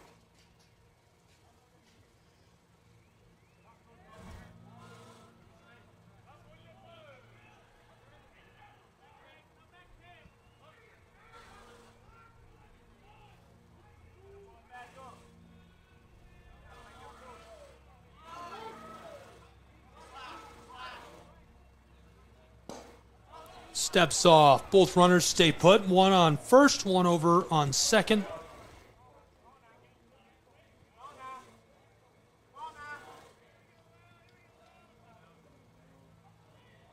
Two-run game. 3 runs scored in the bottom of this 8th inning for the Eagles of Reinhardt University. Johnson looking to close this out. No outs on this half of the inning.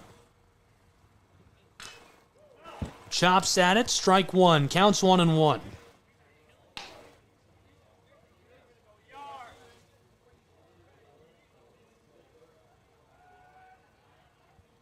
I need these Reinhardt fans to just follow me around and cheer for my life. Has he got an Appalachian Athletic Conference t-shirt on?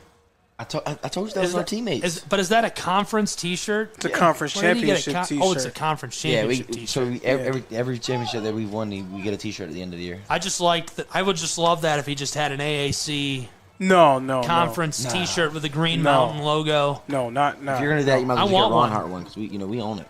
I want I want an AAC T-shirt.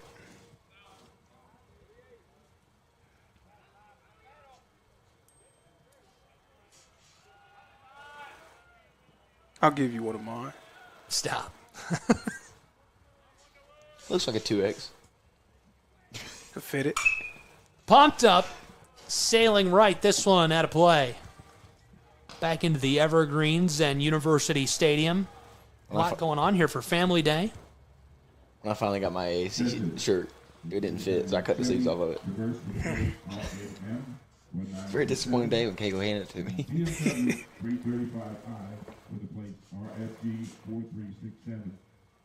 Oh, that's my car. I got to go move that. No, it's not my car. I'm lying. As long as they don't say blue truck. Someone's got the bus parked in. Oh, jeez. Can't park the bus in. They got the softball team, Pikeville's bus parked in. A couple of softball games right behind us this morning. We had soccer up to our right, University Stadium. That's a program. Both the soccer teams are going to be really good this fall. Excited to see them. Frankie Ruiz, the head man for Reinhardt University men's soccer. A little check-in on Doyle out at second.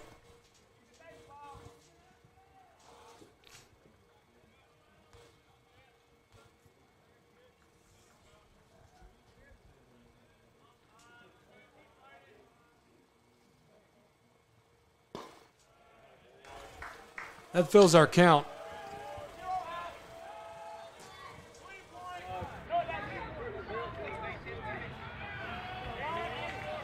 Man, I want to play into that too loud. I'm not sure if it's all PG over there.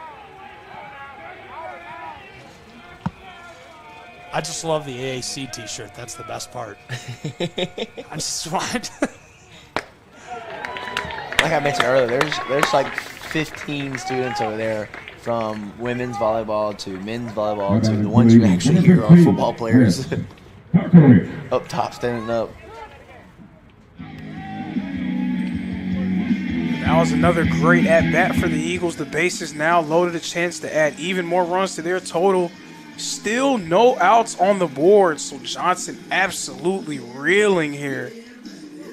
This is Lance Dockery, the senior. His average this season is .255. He does have 20 RBIs. And every last one of them coming in huge moments for Reinhardt. He's 0 for 1 today. But it seems like the bigger the moment, the better he plays. What a time for him to try to get something in play here, bring in at least one run for the Eagles. It would be a lot to ask for from Johnson if this lead stretches out any further to be able to eradicate that in just one inning.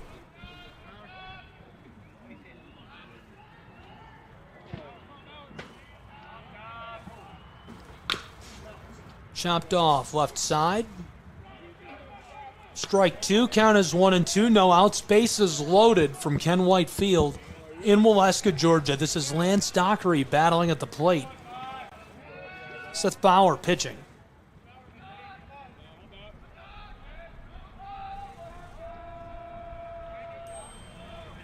The 1-2. Chopped again, left side. This goes foul.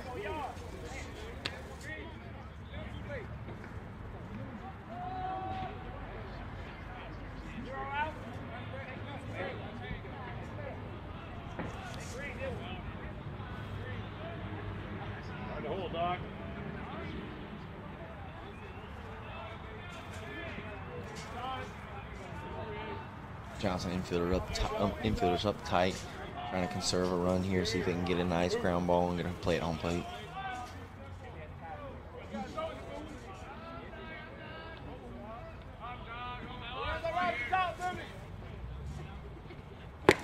One, two, and he strikes out.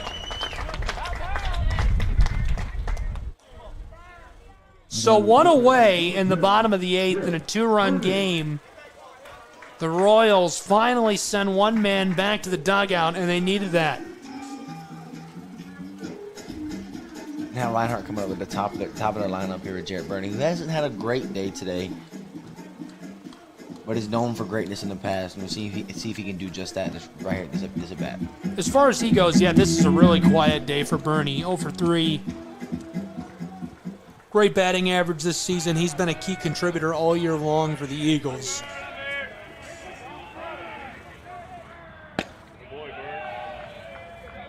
One away, takes the ball. Bases loaded in Waleska in a 2-run game.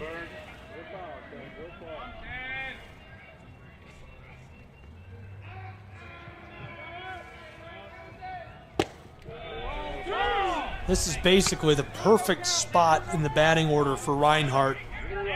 With the bases loaded, just one away, bottom of the 8th. You might want to be 1 or 2 batters further down the lineup with this situation on deck. Left side, this one picked up on the edge of the infield, and he'll be cut down, but another run scores for the Eagles. 2 away, it's a 3-run game in Waleska, Georgia. Jacob Prophet making his first at bat of the day here, subbing in for Marcio Allen. It seemed like the third baseman had a little bit of a hiccup. He was unsure where to go with the ball and was able to secure out number 2, but Reinhardt now ahead by 3 runs. Again, it'd be a very tall task to ask for out of the Royals in this 9th inning coming up. Zipped in for the ball. Prophet at the plate for Reinhardt's Eagles. Of course, the Eagles would love nothing more than to continue to put more pressure on them and add to their total.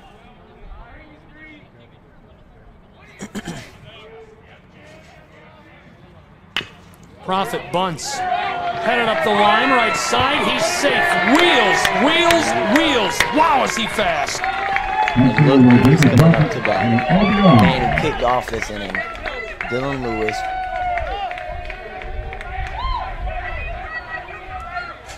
Rare for a team to make their way one time through the order in just one inning, but that just shows you the way that Reinhardt has played offensively here in the 8th. It's been a good mix. You had the power that's been seen. You had a few attempts at small ball as well. Some nice at-bats and good patience from a few different guys getting walked to base. So a little bit of everything from Reinhardt here in the 8th, and they're all over the Royals. 2 away. 5 runs scored in the bottom of the 8th. Runners on the corners as Lewis chops this right side, and he's cut down to retire this side. We go to the 9th. What a performance by the Eagles in that half inning. We'll take a break and be back on SCSN.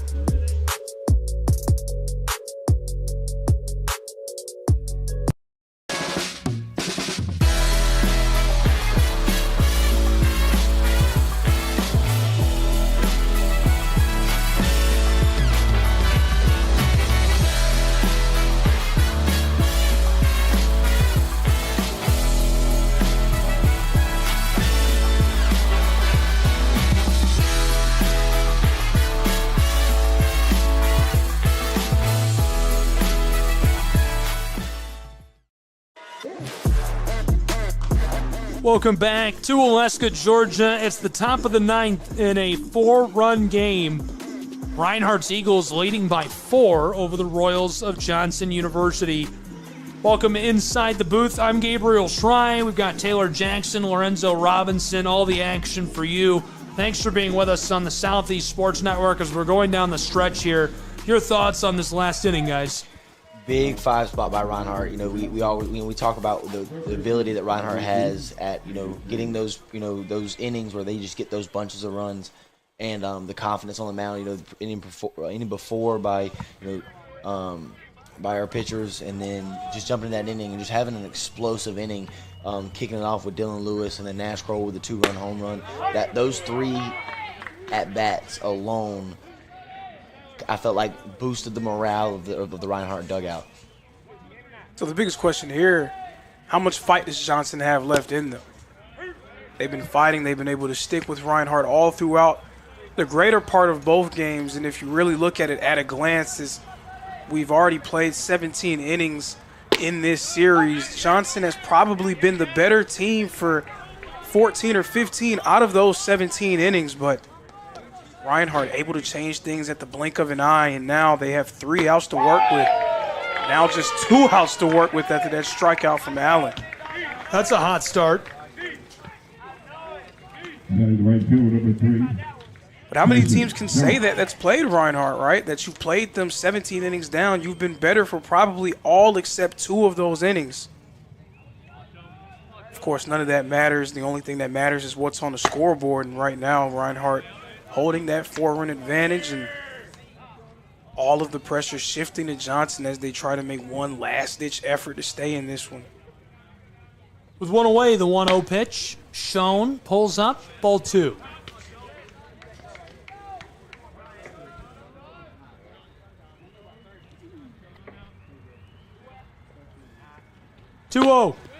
Zipped inside for strike 1. Just their body language when they were out on the field in the bottom of the 8th, you could just tell that a few guys had shoulders slumped. That, of course, very unexpected to give up 5 runs in short order, especially when you don't really seem to be seeing that coming, especially with the way Reinhardt was playing in the first 7 innings, but he seemed a little bit defeated. Strike 2, thought he was going to get the walk. Instead, now our count full with 1 away in the top of the 9th in a 4-run game. Brett Allen on top of the mound for the Eagles. The payoff pitch. Popped up, sailing over the center, and he's gone. 2 away in the top of the 9th from Waleska. The speed by Lance Dockery right there out of center field, able to track that ball down and help Donnie Allen out and get that second out. Number 30, Nolan Q6. Just 1 out away, putting this game away for Reinhardt here. Nolan QC, the shortstop. He's 3 for 4 today. Kind of the last hope for the Royals in this one. Again, they've played really well here in Waleska. They've definitely conducted themselves better than a few other teams that have been in this same spot, so you have to commend them with the way that they've played. But again, true sign of a championship team, being able to win games and series in multiple ways. That's and I expect that out of Appalachian Athletic Conference teams. These are all really good schools, institutions, historical schools that recruit good people. And you see that day in and day out when you're at an AAC event. You always get that. You always get that good attitude on and off the field. Chopped left side, sailing towards the wall, it's down. He's across first, headed down to second, and with 2 away, he's in scoring position for the Royals of Johnson as Sanchez will replace him at the plate. That's a nice job there, getting a big-time 2-out extra base hit to keep the game going. And we saw yesterday that this game isn't over until there's 3 outs in the 9th, so Reinhardt can't relax here. Brett Allen needs to refocus and try to close the deal on this one. Zipped in for the strike.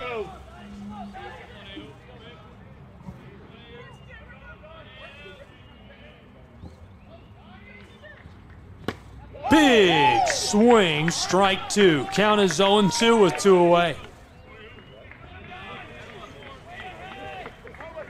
Allen just 1 strike away, really needs to finish the deal here. Sanchez trying to keep it going.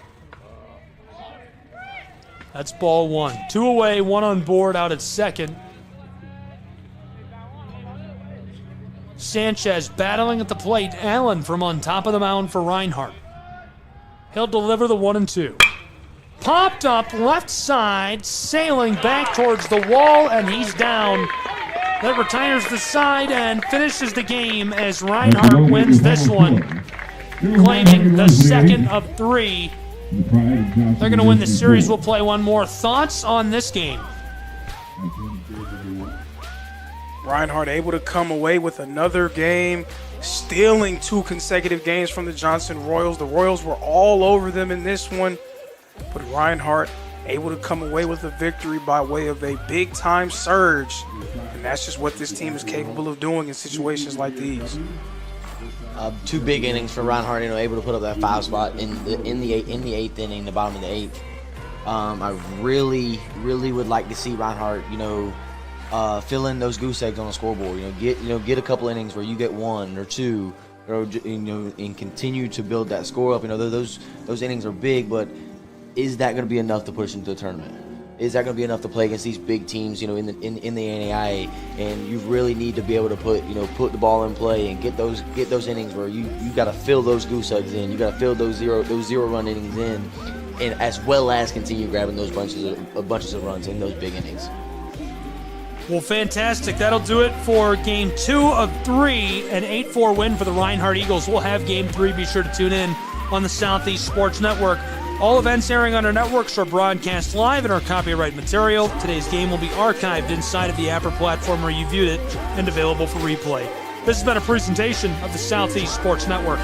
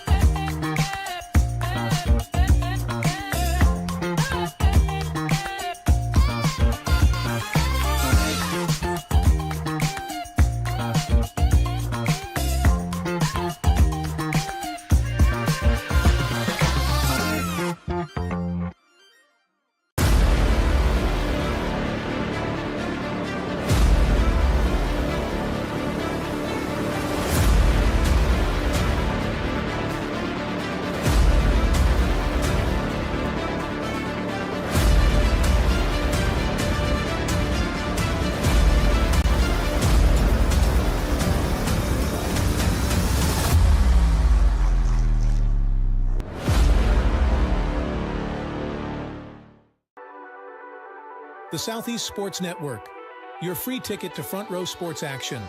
From heart-pounding football showdowns to thrilling basketball games, experience every moment live, all from the comfort of your home. Your favorite athletes, broadcast in real time and on demand. It's not just streaming, it's your front row ticket to the best of Southeastern sports. And the best part? It's absolutely free. Don't miss a moment of your favorite teams. Join us now at the Southeast Sports Network. The Southeast Sports Network, your front row ticket to live sports.